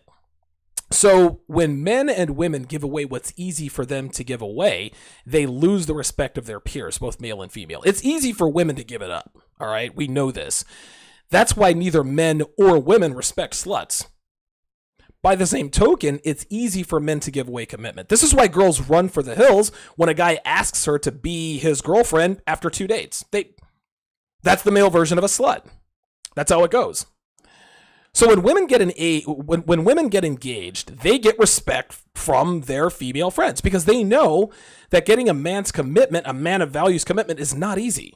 All her friends know she had to have put in the work, she had to have put in the time, she had to have put in the effort, and finally she was able to get what he is the gatekeeper to. What his most valued asset is commitment, and she was able to get that. When men sleep with a lot of women, we get respect from our friends because again, fucking women is not easy. All right, listen, our friends know we put in the time, the work, and the effort, and we're still able to get a woman's most prized possession. Even though it's easy for women to give it away, getting laid is still not easy. As many sluts as there are out there, and dude, most women are sluts. It's not easy to get laid. It is hard to fuck pretty girls, but both men and women lose respect when they give away what's easy for them to give. This is why sluts are shamed by their friends and why men who are engaged to be married or getting married are shamed by their friends. We all make fun of them. Oh, it's the ball and chain, blah, blah, blah, blah, blah. Your life is over. A man's friends see him as a, quote, slut if he gets married or gets engaged. They know that he knows that his life is over, but he's doing it anyway. All right. So they lose respect for him because they know he's not man enough. He doesn't have the balls to pull the plug. Women lose respect for men because, dude, women know that today's women ain't worth marrying, whether they admit it out loud or not. Women know that they're not worth marrying. They're not worth wifing up. This is why a man's friends will try to talk him out of getting married. You'll never hear of a woman's friends trying to talk her out of getting married. You know, hey, Jill, I really don't think you should marry Fred. I mean, yeah, he does have a lot of money. He is good looking and, you know, he does show you a good time, but I don't think this is a good time. You don't want to be tied down to him. No, man. Like I said, getting married is a lottery ticket for women. Now, if you guys want a more in-depth explanation of the sexual difference between men and women, check out episode 70. That's entitled Sluts versus Studs, The Definitive Answer. That was a good episode that I did. You'll get a little bit more in the way of understanding.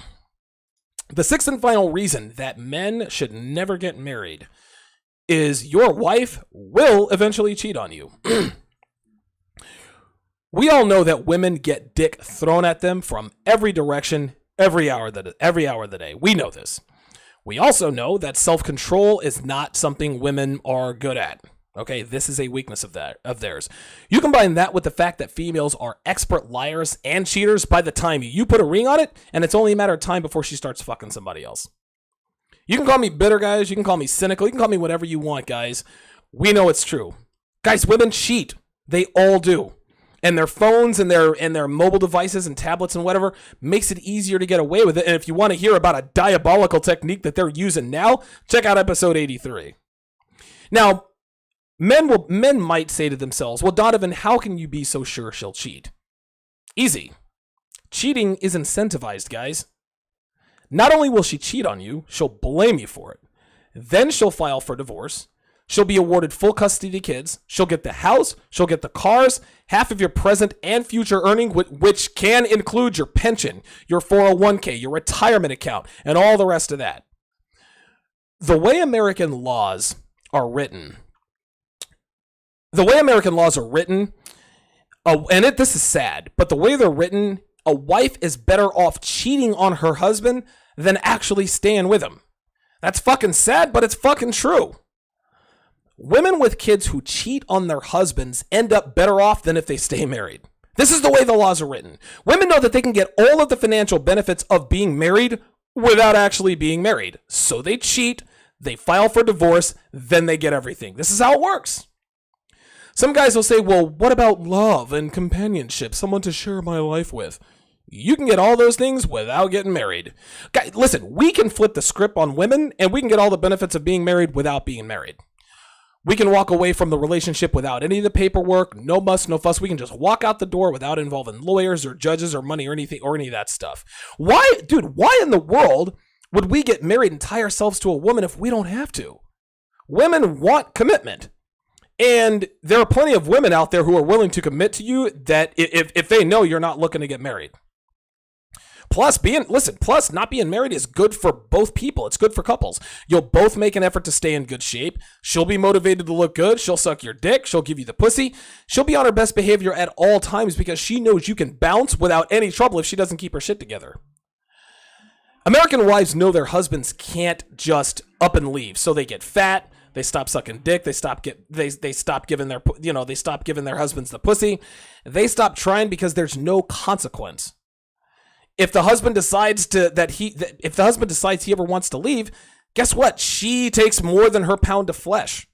All right? If a husband decides to leave a wife, dude, there's going to be collateral damage. Marriage for men is financial suicide. And if you're dumb enough in this day and age with all of the information we have out there about marriage and women, if you're dumb enough to sign your life over to the state, you deserve to get divorced, raped.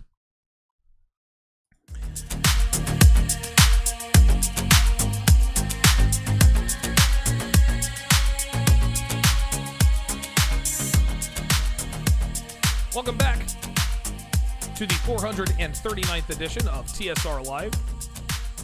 Good to have you guys in on a Wednesday. Be sure to subscribe to my newsletter to stay in the know on all things Donovan Sharpe. If I lose my channel, that's fine. I'm still not going to stop broadcasting. I'll never stop. But if you're not on my email list, you won't know when and where to find me, right? So make sure you hit my website, donovansharpe.com, to get on the email list. Again, those of you who are on my email list, you guys can attest to the fact that I'm not going to blow up your inbox. I don't send you a bunch of shit every day. Constant contact. No. I'm only going to shoot you an email when it's really important. I'm not that guy who's going to bug the shit out of you each and every day. If you like what you hear and you want to contribute to the show, you can do that in one of two ways. You can either super chat or you contribute through my Streamlabs link, www.streamlabs.com/Donovan Sharpe and the number 1. Again, that's streamlabs.com/Donovan Sharpe 1. Or you can super chat. Speaking of super chats, big thanks goes to Donald Bender with the $5 super chat. He says, thanks, Donovan. You're always kicking out knowledge to us red pill men. Keep up the wonderful work. Appreciate that. Also, big shout out to Whiskey to Don with the $2 super chat. Says much love to the show and the chat. Also, big shout outs to KJ with the $5 contribution through the Streamlabs link. Also, Charles Caballero with the $5 contribution through the Streamlabs link. So if you want to contribute to the show, you want 100% of your contribution to come directly to TSR Towers. www.streamlabs.com/Donovan Sharpe and the number 1 is the best way to do that. Let's go to the phone lines. Area code 907. You're on live with Donovan. Go ahead. Hey, Donovan, my name is Robert, and I want to say thank you to you, Mr. Tomasi, and the rest of the fellas in the manosphere. The only thing that I want to say that I disagree with is when they start talking, when you hit 50, everything keeps coming, things start falling down. Fuck, I'm almost 51, and I'm doing better now than I did when I was 25 and 30, and I can run circles around most 30-year-olds. Okay. Yeah, I think maybe I don't think I've ever heard, and again, I'm not, accusing you of lying or anything.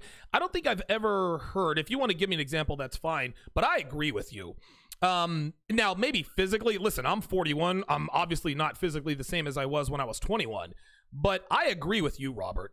Things don't slow down at 51. I don't know if you caught the show yesterday, but I talked about one of the reasons why men are much happier than women. One of the main reasons is that our sexual primes are longer. When men turn 50, we're still, listen, we might not be in our sexual primes anymore, but that doesn't mean that we can't still slay hot young ass on the regular. I've got a consultation client who is also 51 actually, as it happens. This guy, dude, he's got a flight attendant, she's Israeli. He's got another woman who's trying to get with him, hot redheaded Marine. Like, just because, and again, don't get it twisted, just because you are 50 years old does not mean that you don't have the game to slay this hot young ass out here, man. Good call, Robert. Appreciate it. Yeah, and the other thing too, if people would just open their mind and their ass would follow and start listening to people like you and Mr. Curry and about entrepreneurs in cars, about chasing a better version of yourself. That's right. And get in the gym, put the work in. It doesn't matter your age. You get in there, put the fucking work in, and hey, everything will work itself out. Well said, Robert. I appreciate the call, man. I like calls like that, who just let dudes know, man. Listen. At some point, right? If you're in your 80s, clear. And see, even then, I can't even say it then, right? If you're in your 80s, you can't fuck hot young girls. Listen, man. Maybe not, but that doesn't mean you're not gonna have success with attractive women. But in your 50s, please. They don't call it old man strength for nothing. Just because you're in your 50s does not mean the party is over, guys. Straight up. Let's go back to the phone lines. Area code 951. You are on live with Donovan. Go ahead. What's going on, Donovan? It's Charles Caballero. Charles, what's going on, brother? How you doing, man? Long time. Oh, I know. I've been busy and all with work and all. Going on a job right now. But, yeah, wanted to do a call back from the beginning of the show. How you said we all have our weaknesses and what we're going through and, combat that. Yeah, so I remember we talked about this before, how I had my spat with some driver and I just got my road rage on. Oh, yeah. I remember that. And, oh, dude. Permission to do a quick story on it? Yeah, go ahead, man. Go ahead. Dude, tell the story, okay, man. Yeah, so basically I was like turning right on a corner, like 4 stop sign corner, and apparently this other driver across from me didn't like it. Put his arms up saying, "What the fuck?" That's what I assumed. Right. Anyway, take a right turn. The guy passes up on me, and what I assume is his chick flipped me off. Oh. I got pissed the fuck off, so I started following this motherfucker for a mile. As soon as I got a stop sign, I took out my multi-tool that I use for jobs. Yeah. For safety. Yeah, a taser / window breaker. Got out of my car. Ready to go after this fuckhead. No, hold on real quick, Charles. Hold on real quick. Let me stop you. Hold that thought. I'm not endorsing this kind of behavior, but the reason I'm laughing is because this is what I would do if I were in this situation, guys. Like, if you're not hot-headed, if you're not hot-blooded, you'll never understand this. Please continue, Charles. Oh, yeah. And, like, we talked about before, it's basically, I don't know, it's like a loss of power. It's like, this fucking cunt. So, of course, we talked about it, saying, like, go over all the motions, all the consequences, all the rewards, whatnot, to go over it. But anyway, right now to bring it back to what I'm going to. So, yesterday, as another stop sign was going, this dude, I saw him doing that circle motion, like, like, hurry up, buddy, hurry up, that type of thing. I looked at a guy. Instead of getting pissed off, I smirked. Oh, there you go. Yeah. So I guess, like, the lesson I learned here is, like, not only, like, think about everything that's going to happen, kind of combat, control that anger or, weakness, to also look at the person in a way that, oh, what the fuck? There's a word, size him up. Okay. Yeah. Oh, yeah. Yeah, you can tell him. You can tell that there's always a look in another man's eye when you can tell that a physical confrontation is imminent. Yeah.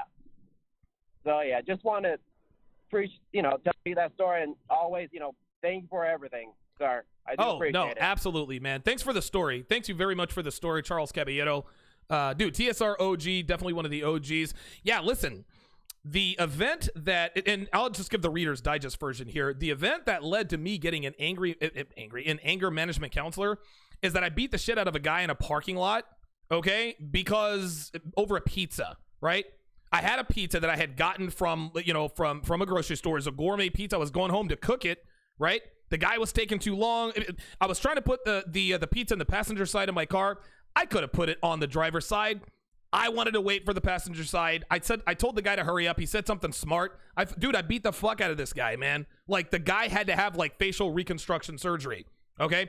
I was arrested for felony battery. Okay.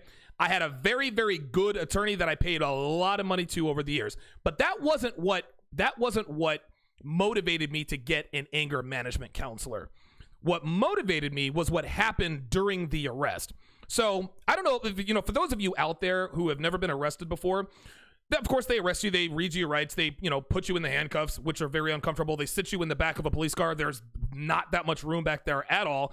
They book you, they process you, but while they're booking you, before you go and get your mugshot taken, they sit you on a bench right in front of a bunch of computers. What they're doing is they're checking the database to see who you are, what your past violations are, if you have any open warrants, et cetera, et cetera. And they handcuff you to the wall. So it was me and like 5 other black dudes, getting booked.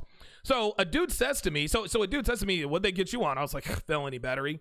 He says, oh man, he's like, that's serious. I was like, yeah, I know it's serious. He's like, do you have any priors? I said, yeah. He said, do you have prior felonies? I said, yeah. He says, how many? I told him how many. This dude said, oh shit, you finna be up there with OJ. Guys, my hand to the fucking man. That's when I woke up, right?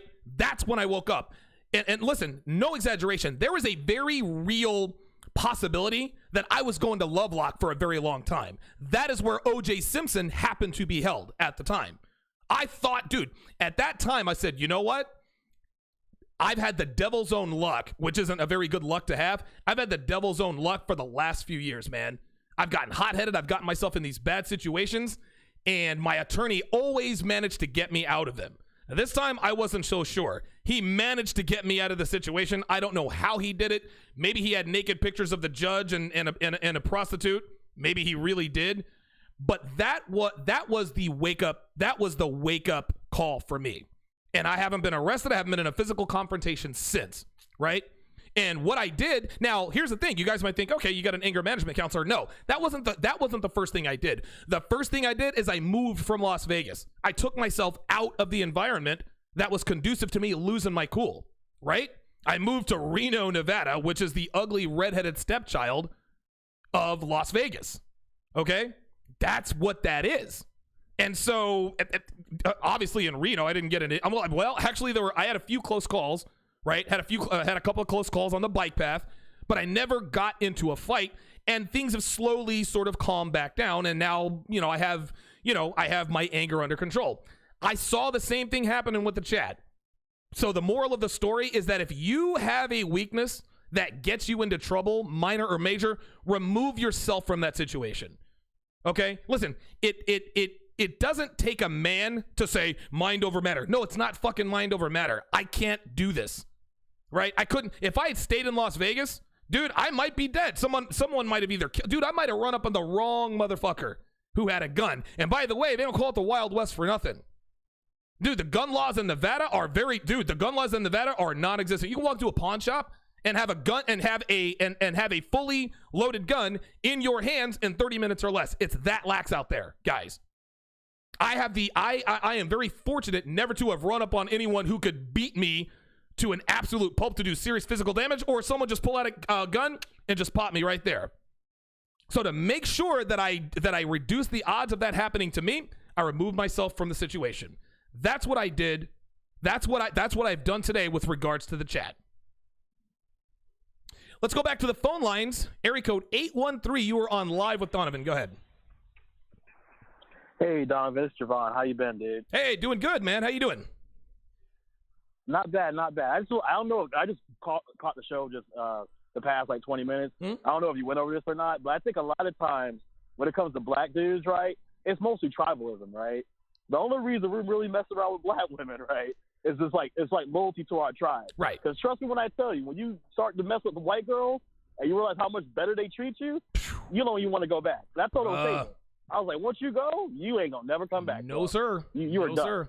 This is another reason. That's pretty much. Go ahead. Oh no, I'm done. That's all I had to say. I was like, yeah, it's mainly because of tribalism, man. If it wasn't for tribalism, there'll be no reason for me not to mess with the Beckys. We choose nobody. Listen, real talk. Thanks for the call, Javon. Listen, I pointed this out before. The reason why one of the reasons why black mothers lose their shit when their black sons date white girls is because she knows that once he goes white, his ass is out of sight. Listen, black mothers know the deplorable state of black women. Oh, yes, the fuck they do. For shout out to Freelance Ronan with the $5 contribution via the Streamlabs link. Black mothers know. They know the deplorable state of black women. That's why they lose their shit. They know that once their black son gets a taste of that femininity from white girls, he is out. He is not coming back. That's what happened.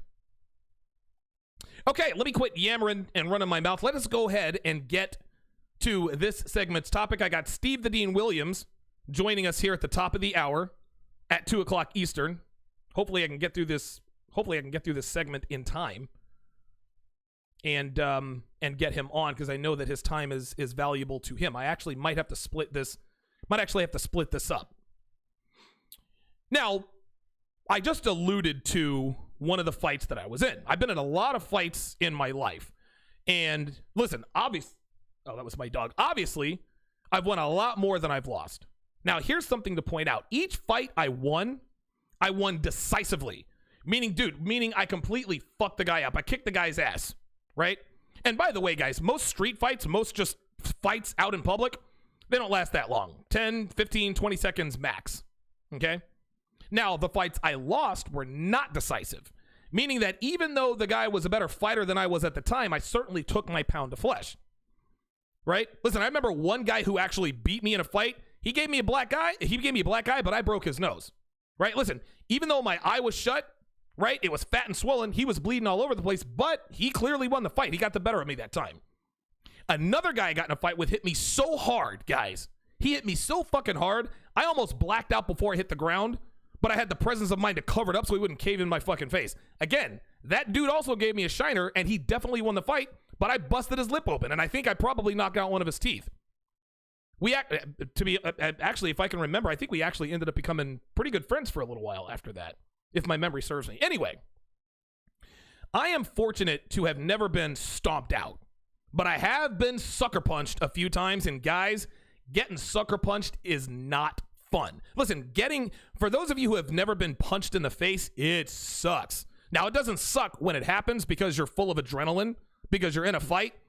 Getting sucker punched is not that way. You don't have adrenaline. Getting sucker punched hurts immediately. You never see it coming, which of course is what the guy wants.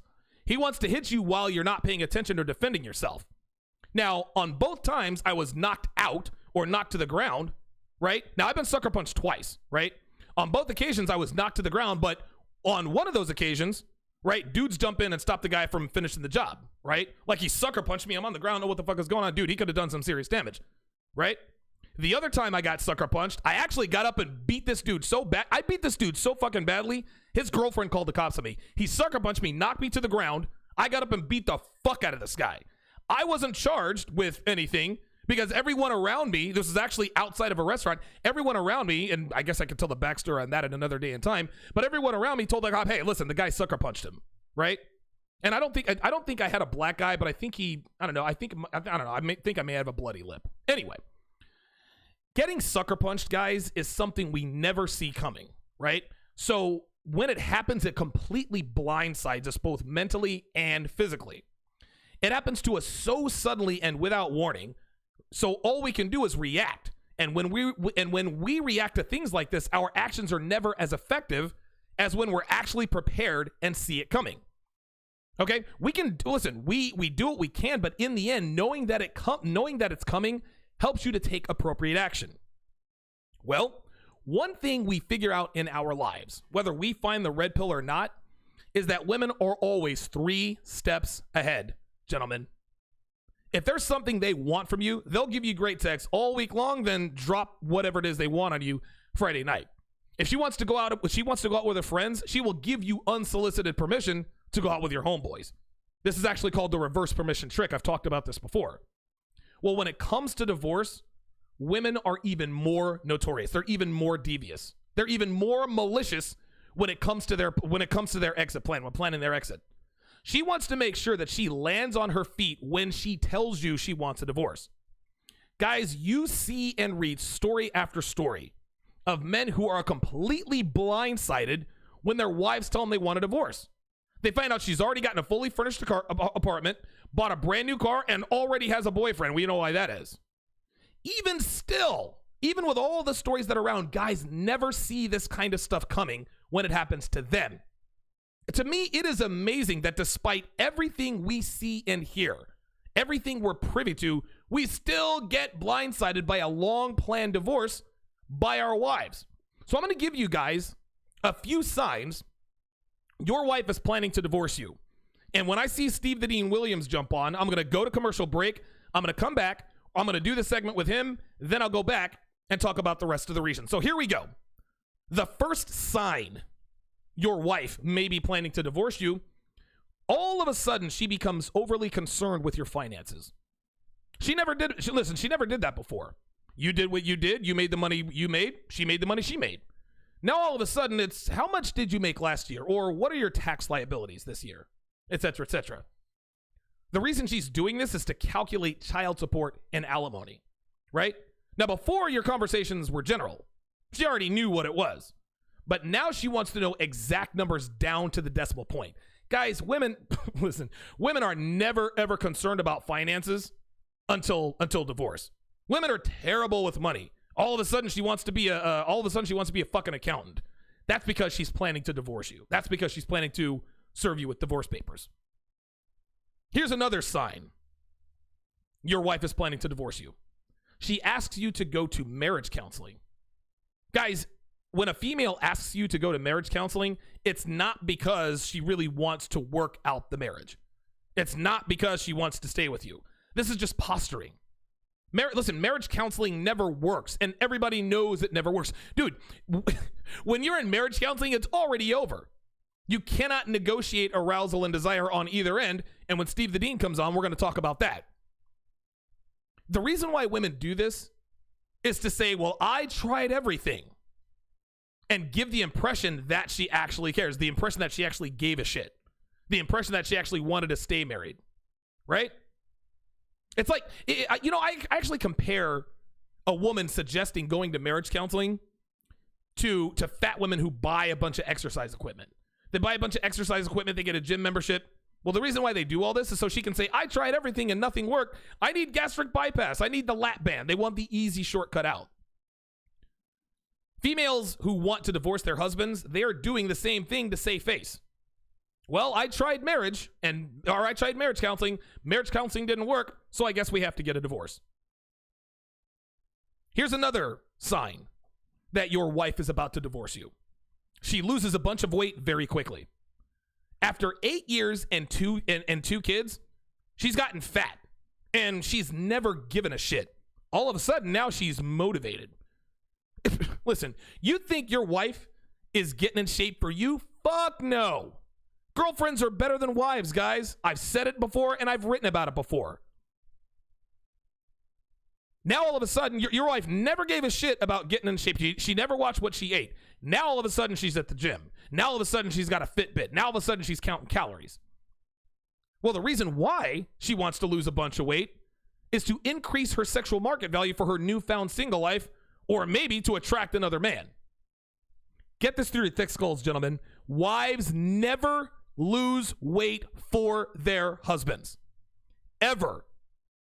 If a man is married to a fat woman or a man is married to a woman who became fat and she loses weight, it's never for him. They lose weight because they know they're about to serve you with divorce papers, and they want to start fucking Kevin in sales before they do the dirty deed. Here's another sign your woman is about to divorce rape you. She spends more time on her computer, her tablet, and her phone. Now, listen, the phone, the reason why she's on her phone, it's obvious. She's already cheating. The tablet could be the same thing. Maybe because, of course, listen, you can download dating sites on your tablet and all that stuff. But if she's on her computer a lot more, guess what she's doing, guys? She's apartment hunting. She's looking for furniture deals. She's printing off coupons for home decor for her new place. And to be honest with you, she probably has online dating profiles, right? On Tinder, Ashley Madison, OkCupid, Plenty of Fish. When your wife is planning to divorce you, she spends more time on her mobile devices. When we come back, I will be joined by Steve the Dean Williams to discuss the reasons why attraction and arousal can never, ever be negotiated. And then after that, I will give you guys the last few signs your woman is about to divorce you. We'll be right back. That feminism is good for men. And that is that it has made women more useful. In yesterday's show, I talked about the fact that the two most valuable assets a woman has is her youth and her beauty. But feminism has allowed women to become a little more useful, okay? And guys, let's not get it twisted here. Women are more educated than they've ever been in history. And listen, as a side note, an education doesn't make a person intelligent or smart. I'm not saying a woman with a college degree is stupid, but it doesn't automatically make them smart either. So if you're so any woman watching this, save the I have a degree so I'm intelligent argument. I fucked a lot of girls with degrees, and most of them weren't any more intelligent than strippers or your everyday hoes I was running game on, or just everyday hoes working minimum wage jobs. Anyway, women have a little more agency because of feminism. My girl, for example, she is a top-level internet marketing consultant. She knows how to code. She's got multiple certifications as far as SEO, Google Analytics, and she's been doing this stuff most of her adult life, and so she's very good at her job. She's very good at what she does, and she really is one of the bigger reasons why my show has been as successful as it's been. I would have had a much tougher time growing this thing without her help. There's no doubt about that. Women today are able to do a lot more than they used to because of feminism. They're able to go to school, they're able to learn skills, they're able to go out into the workforce and contribute. Now, don't get it twisted here, guys. I'm not saying they're great leaders, because they're not. Women suck at leading, and they suck at being in charge. They are ill-equipped to handle leadership. So let's not mistake what I'm saying here. Also, I'll go ahead and add this too.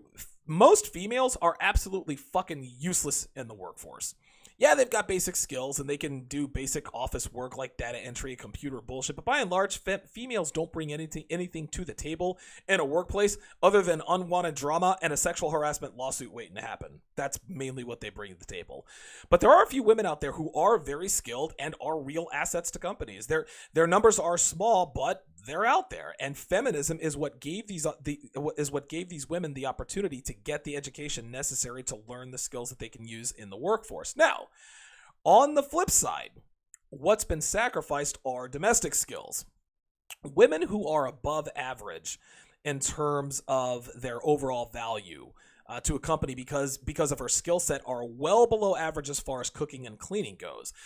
Guys, you can't have it both ways. There's no such thing as a female who is an expert graphic designer who can also cook like a Michelin star chef and press a dress shirt. Not going to happen. Yes, listen, my girl is very good at what she does, and yes, she's a good cook. You guys know, man, I post photos of her meals on Instagram and Facebook and Twitter, but guys, she sucks at doing the laundry, all right?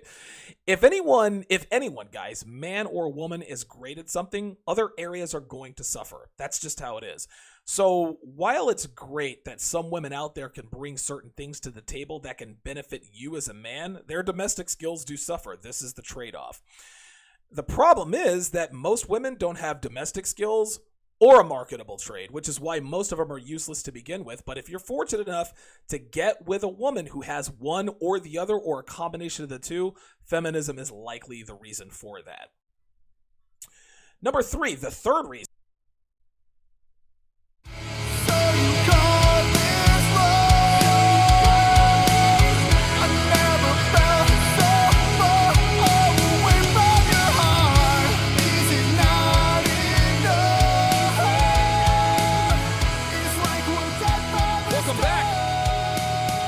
TSR Live.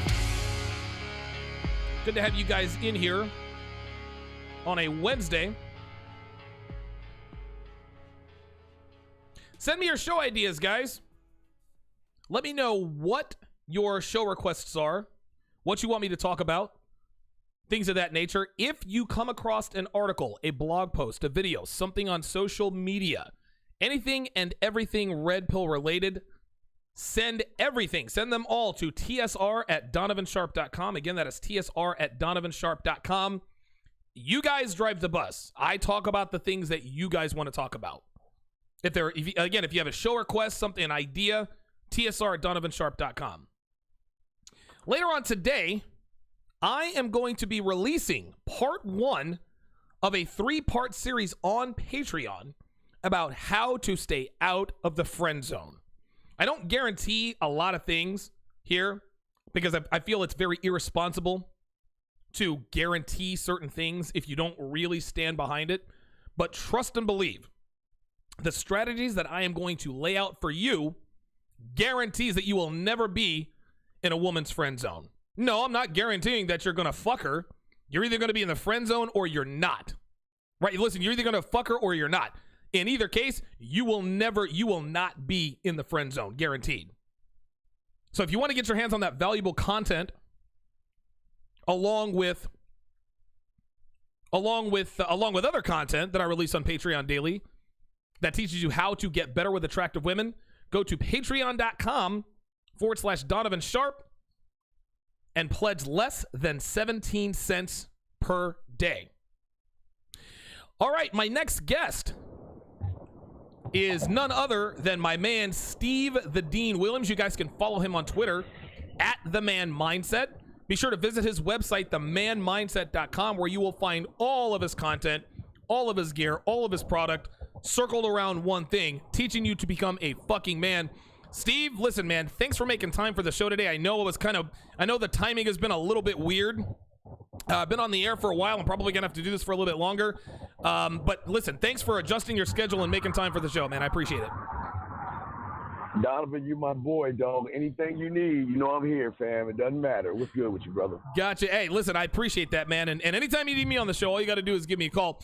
What I wanted to briefly talk about here, Steve, is that a lot of men out here who claim to be red pill, they seem to be doing a lot of complaining about women and what they should be attracted to. And what has become plainly obvious to me, or what has become plainly obvious to me that has not become obvious to them, is the fact that attraction cannot be negotiated, right? Listen, moistening a woman's vagina, that's non-negotiable. What are your thoughts on men who make the argument, listen, you can reason with a woman to be attractive to her? What are your thoughts on this? Well, the first problem is that they're looking at trying to please something that you shouldn't be even thinking about, Donovan. Okay. You and I are not going into this thing trying to ever please a woman. We're going into this thing trying to please ourselves. And if a woman wants to ride on our bus, she's going to have to make the proper adjustments herself, because there are a lot of benefits that come with us. And that's why we think the way that we do. It's not just that we think that, okay, it's about me and it's got to be my way, that's how it's got to be. But being with a man like me and being with a man like you, Donovan, comes with its perks and comes with its benefits. But a lot of these guys out there don't know their self-worth. They don't know what they bring to the table, or they don't know even why they bring what they bring to the table. Right. So what they do is they try to pin it on the woman, so to speak, brother. Yeah, listen, that's an interesting point. I've actually talked in the past why you should. Now, you and I kind of differ on this particular point that I'm about to make, is why you should never give a shit about a woman's needs in bed. It works for it. Listen, your way works for you, my way works for me. But in this regard, and this is a point that you always make that is always 100% true. Too many men focus on the female. How can I be attractive to her? How can I impress her? But they never they never have that second nature mentality that says, hey, listen, I'm going to go into this interaction and say, what can this woman do for me? It is all about me. Right. Why do you think that men are conditioned this way? Why don't men wake the fuck up and understand, listen, it's not about what she wants, it's about what I want. And by the way, Steve, when you walk in with that mentality, women are instantly aroused by this. Why don't men understand this today? Because they don't have what I call flow, Donovan. And I'll give you an example. Everyone who knows Donovan Sharpe, the way he texts, talks, types, even put a note on a dove or eat a meal is one way. You do things one way. Unfortunately, for a lot of these guys, they say things or think things, but they never line up their behaviors to match what they're thinking. Right. So that's where they go wrong. We all can think things and we all can want things, but the difference where you get your success and where you turn a woman on is the fact that if you're thinking it, you're already doing it by the time the thought is over with. And these guys are not connecting that dot. And number two, Donovan, is that these guys are accepting the scraps from the women. Ooh. You see, a lot of these guys out there look at women and they want relationships and they like women, but they sacrifice their own self-needs and their self-wants to accept a few text messages from her, or they'll accept her touching their leg. I mean, they accept those scraps because a man doesn't accept scraps. I don't accept scraps. If you're not doing what I want, bye. You're wasting my time.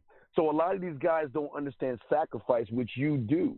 You are willing to make the necessary sacrifices that will please you, and sometimes they might sting a little bit, but you love Donovan more than anybody else in the world. Goddamn right. When a woman knows that a man loves himself more than anything, then she starts to ask herself, what can I do to get his attention? What can I do to get his time, Donovan?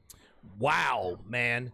And see, and again, when you walk into a relationship with that mentality, women are naturally drawn to men who are unabashedly selfish. And when I say unabashedly selfish, Steve, I don't mean when I say be selfish, this doesn't mean that you completely abandon, the needs of your woman. But guess what? Mm-hmm. If your woman is not making herself investable, if your woman isn't earning your time, your attention, your commitment, et cetera, why should you give a fuck about her in the first place? You know what I'm saying?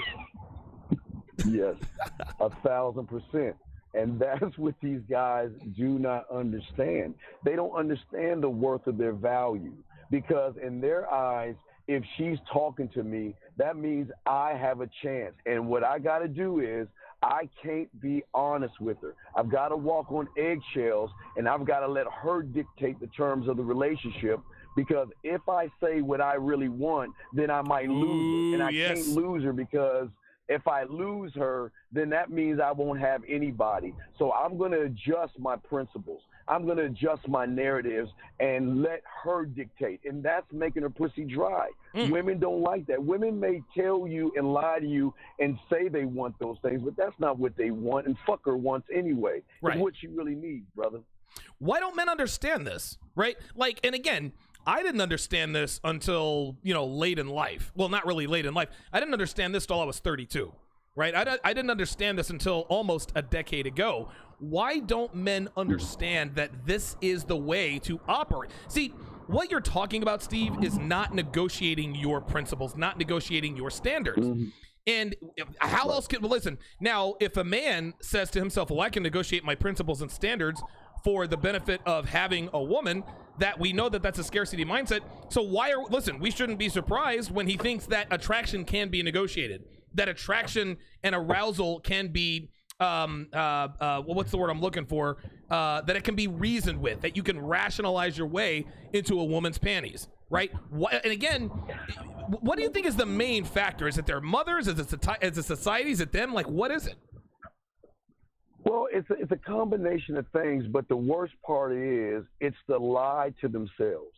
They lie to themselves on a constant basis and not be honest with themselves, right, and realize that they have what I call world is flat thinking. Ooh. You only know what you know. And unfortunately, if you ask yourself an alpha question and you have world is flat thinking, you're going to get a world is flat answer because you can't see beyond that edge. Wow. So a lot of these guys, because of the fuss, and it frustrates them, and they don't understand, and it's all those things. But a lot of guys want to lie to themselves, and it's easy to be the victim. Right. It's easy to point the finger and blame the woman and everything, because one thing it's hard to do is look in the mirror. But think about this, Donovan, and this is going to hurt a lot of people, what I'm about to say, but bring it. Who blames?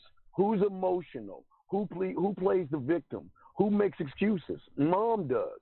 And what happens is a lot of these guys have feminine qualities to them that are unattractive to a woman because a man doesn't do those things. But they don't understand that. They think it's a comfort zone to be able to point the finger at everybody else instead of taking an assessment of what they need to do and be honest, brother. Let me end this conversation with this. What would you advise? Because you mentioned something that really got my antennas up. Is they don't know what they don't know, right? Well, fortunately, listen, the reason why men watch this show, the reason why men are patrons of mine, is because they know 60 seconds. They know what they don't know, right? They understand that there are certain things that they are not aware of. You're already one step ahead of the competition. What would you advise men? What's the first step for a man to do to get to a point to where he's not negotiating arousal? Well, the first thing they've got to do, and this is very hard for a grown individual, is putting their ego and their self-importance aside and realizing that the person that's helping you is looking out for your best interest. See, what happens for a lot of guys, they want to know the truth, but when they got their foot on the fire, because of their ego and their self-importance, it creates a defense mechanism where then they try to fight you on the information, or they try to make excuses, or they don't want to listen. Which y'all have to understand, and like I say, even for me, when I was 9 years old, I saw my mentor and I wanted to learn. And that meant, you know what? I had to push my egotistical ass to the side, shut the fuck up, and listen. And that's the thing that you got to do. And I know it sucks sometimes, but I'm not, or for these guys, you're not where Donovan Sharpe is right now. You're nowhere near it. And what you've got to do is you got to push aside even your thoughts, because your thoughts right now are lower than Donovan Sharpe's and not man thoughts. And what you got to do is you got to unplug and relearn all over again. And it's going to be swimming up a current. But once you are able to start to understand and process the information, instead of the current going against you, it's going to push you forward, brother. Yeah, listen, I could not have said that better myself. So many men, when they find the red pill, when they find the truth about what's really going on with females these days, their ego and self-importance, and not only that, they're invested in it, right? If you're 25 years old, this is what you've been taught your whole life. So naturally, you're going to push back. Even then, even if they don't push back and say, okay, this is what it takes, a lot of them drop out because guess what, Steve? They're just not willing to do the work. You got guys out here who are lazy, but then they want to wonder why they're still not good with women. Bro, you got to put in the work. It ain't going to be easy. Listen, Steve, it was not easy for me to get where I am today. Listen, trust and believe me, bro. Like, I had to fight some battles both mentally and physically to get to where I am today. But you got to be willing to put in the work. And once you're willing to put in the work, man, I mean, things will fall into place so long as you stay with it. Well, a lot of people don't understand. You can't cheat the game, number one. Right. And you get what you put into it. And unfortunately for a lot of you guys out there, you want the benefits of a Donovan Sharpe. Because if you look at Donovan is a man, and he's got worth, and he's got women that want him and things like that. But while you guys are sleeping, you never look behind the curtain to see the things that Donovan is doing to maintain being a man. So it's not just Donovan wakes, just you see Donovan the man. There's a lot that goes into it, and what he's trying to teach you through his Patreon and through his products are the things that you need, the necessary tools that you need in order to get on the same street as him. That, again, street. Steve, you there? Be honest with yourself. Okay. Yeah, you hear me? Yeah, okay, yeah, I'm sorry. Yeah, I'm just saying you got to be honest with yourself at the end of the day and say, look, I want to know. I need to learn. And the only way you want to learn is by humbling yourself and following the playbook, Donovan. Well said, gentlemen. Steve the Dean Williams. Again, you guys can follow him. Give me 1 second. I'm gonna put all your links here in the chat. You can go to themanmindset.com to get more of Steve the Dean Williams. You can follow him on Twitter at themanmindset. I'm putting that in the chat right now. If you want to follow him on Facebook, or if you want to add him on Facebook, you can do that as well. Just look for Steve the Dean Williams. Steve, again, listen, my apologies for all the time nonsense.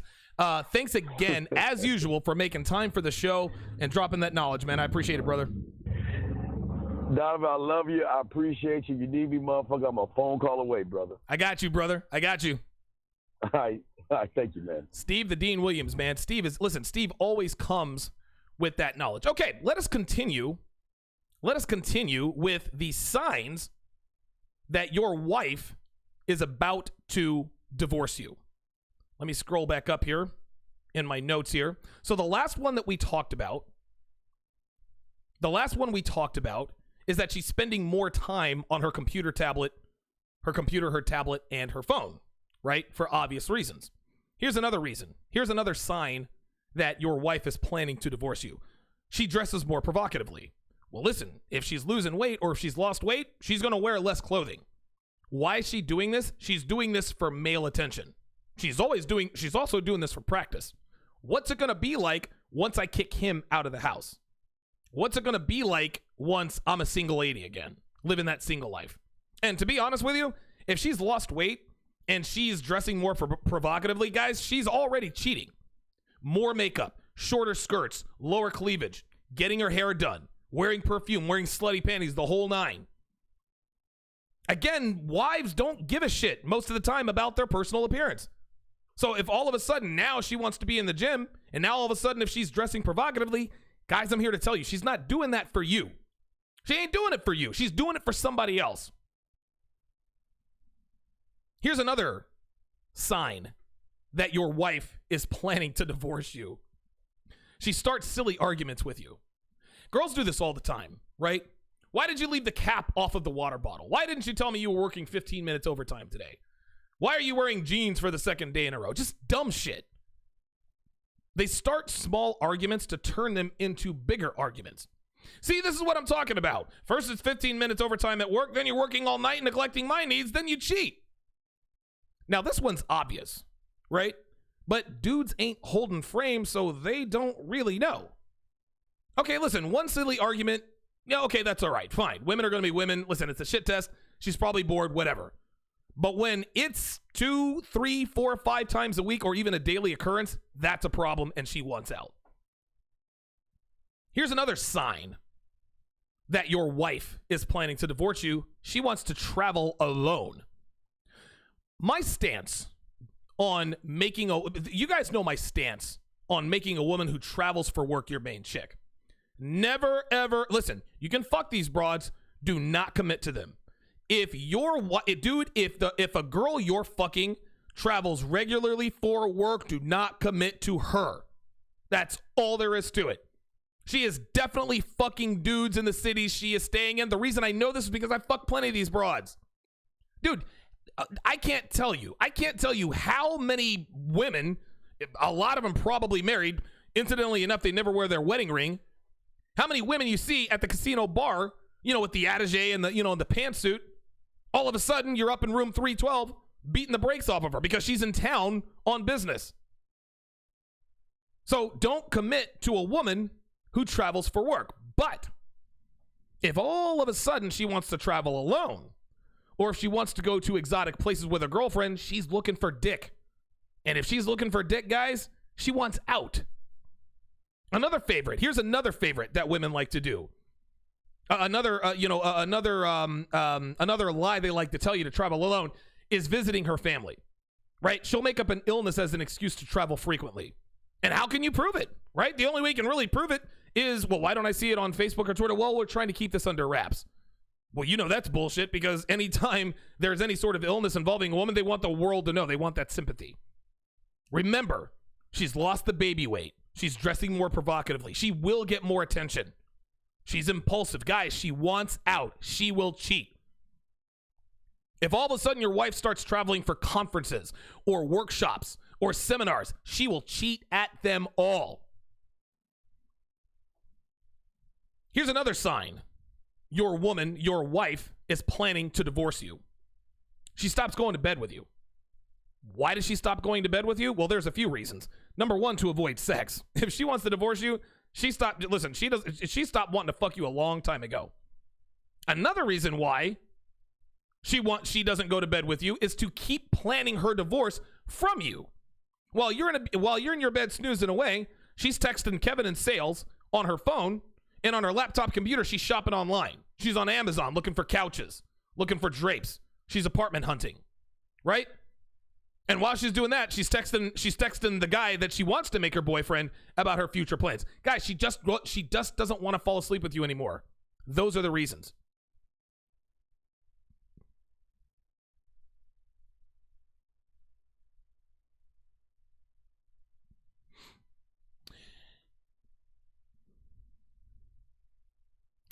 All right, I'm actually gonna have to end this show. I think I jam-packed so much content and so much information into this show that I didn't expect for it to take this long. I really didn't. My show is supposed to be from 1 to 3. I had some technical issues that I had to deal with a little bit earlier, so I was on the air 15 minutes later than I normally am. Then I jam-packed all this stuff in here, so I'm just going to have to roll that over. I've still got quite a few more reasons or quite a few more signs that your wife is planning to divorce you. I will definitely give you the rest of those reasons tomorrow, along with how men can win their divorce. So for those of you who tuned in, hoping to get that content, I do apologize. Listen, I tried to jam too much into a show. I tried to put too much into a show, but I will definitely listen. It'll be a new show tomorrow, but I'm definitely going to finish off what I planned on talking about today. In the meantime, let me go ahead and shout out before I end the show to my contributors. Shout out to Edward Anderson, $3. These are my super chatters. Edward Anderson, $3. Mr. G, $20. Sigma Jones, $10. Edward Overton, $1.99.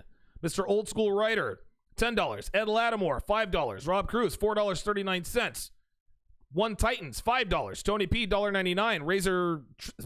Razor Quadruple 6, $5. Freelance Ronin, $2. Donald Bender, $5. Whiskey to Don, $2. On the contribution side, shout out to KJ, Charles Caballero, and Freelance Ronin, $5 contributions apiece on the Streamlabs link.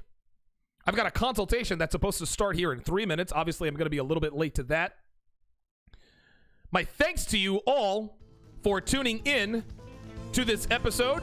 I will get to the rest of what I was talking about tomorrow, or today, tomorrow. Thanks for watching, guys. We will see you tomorrow. Same bat time, same bat channel. Enjoy the rest of your day.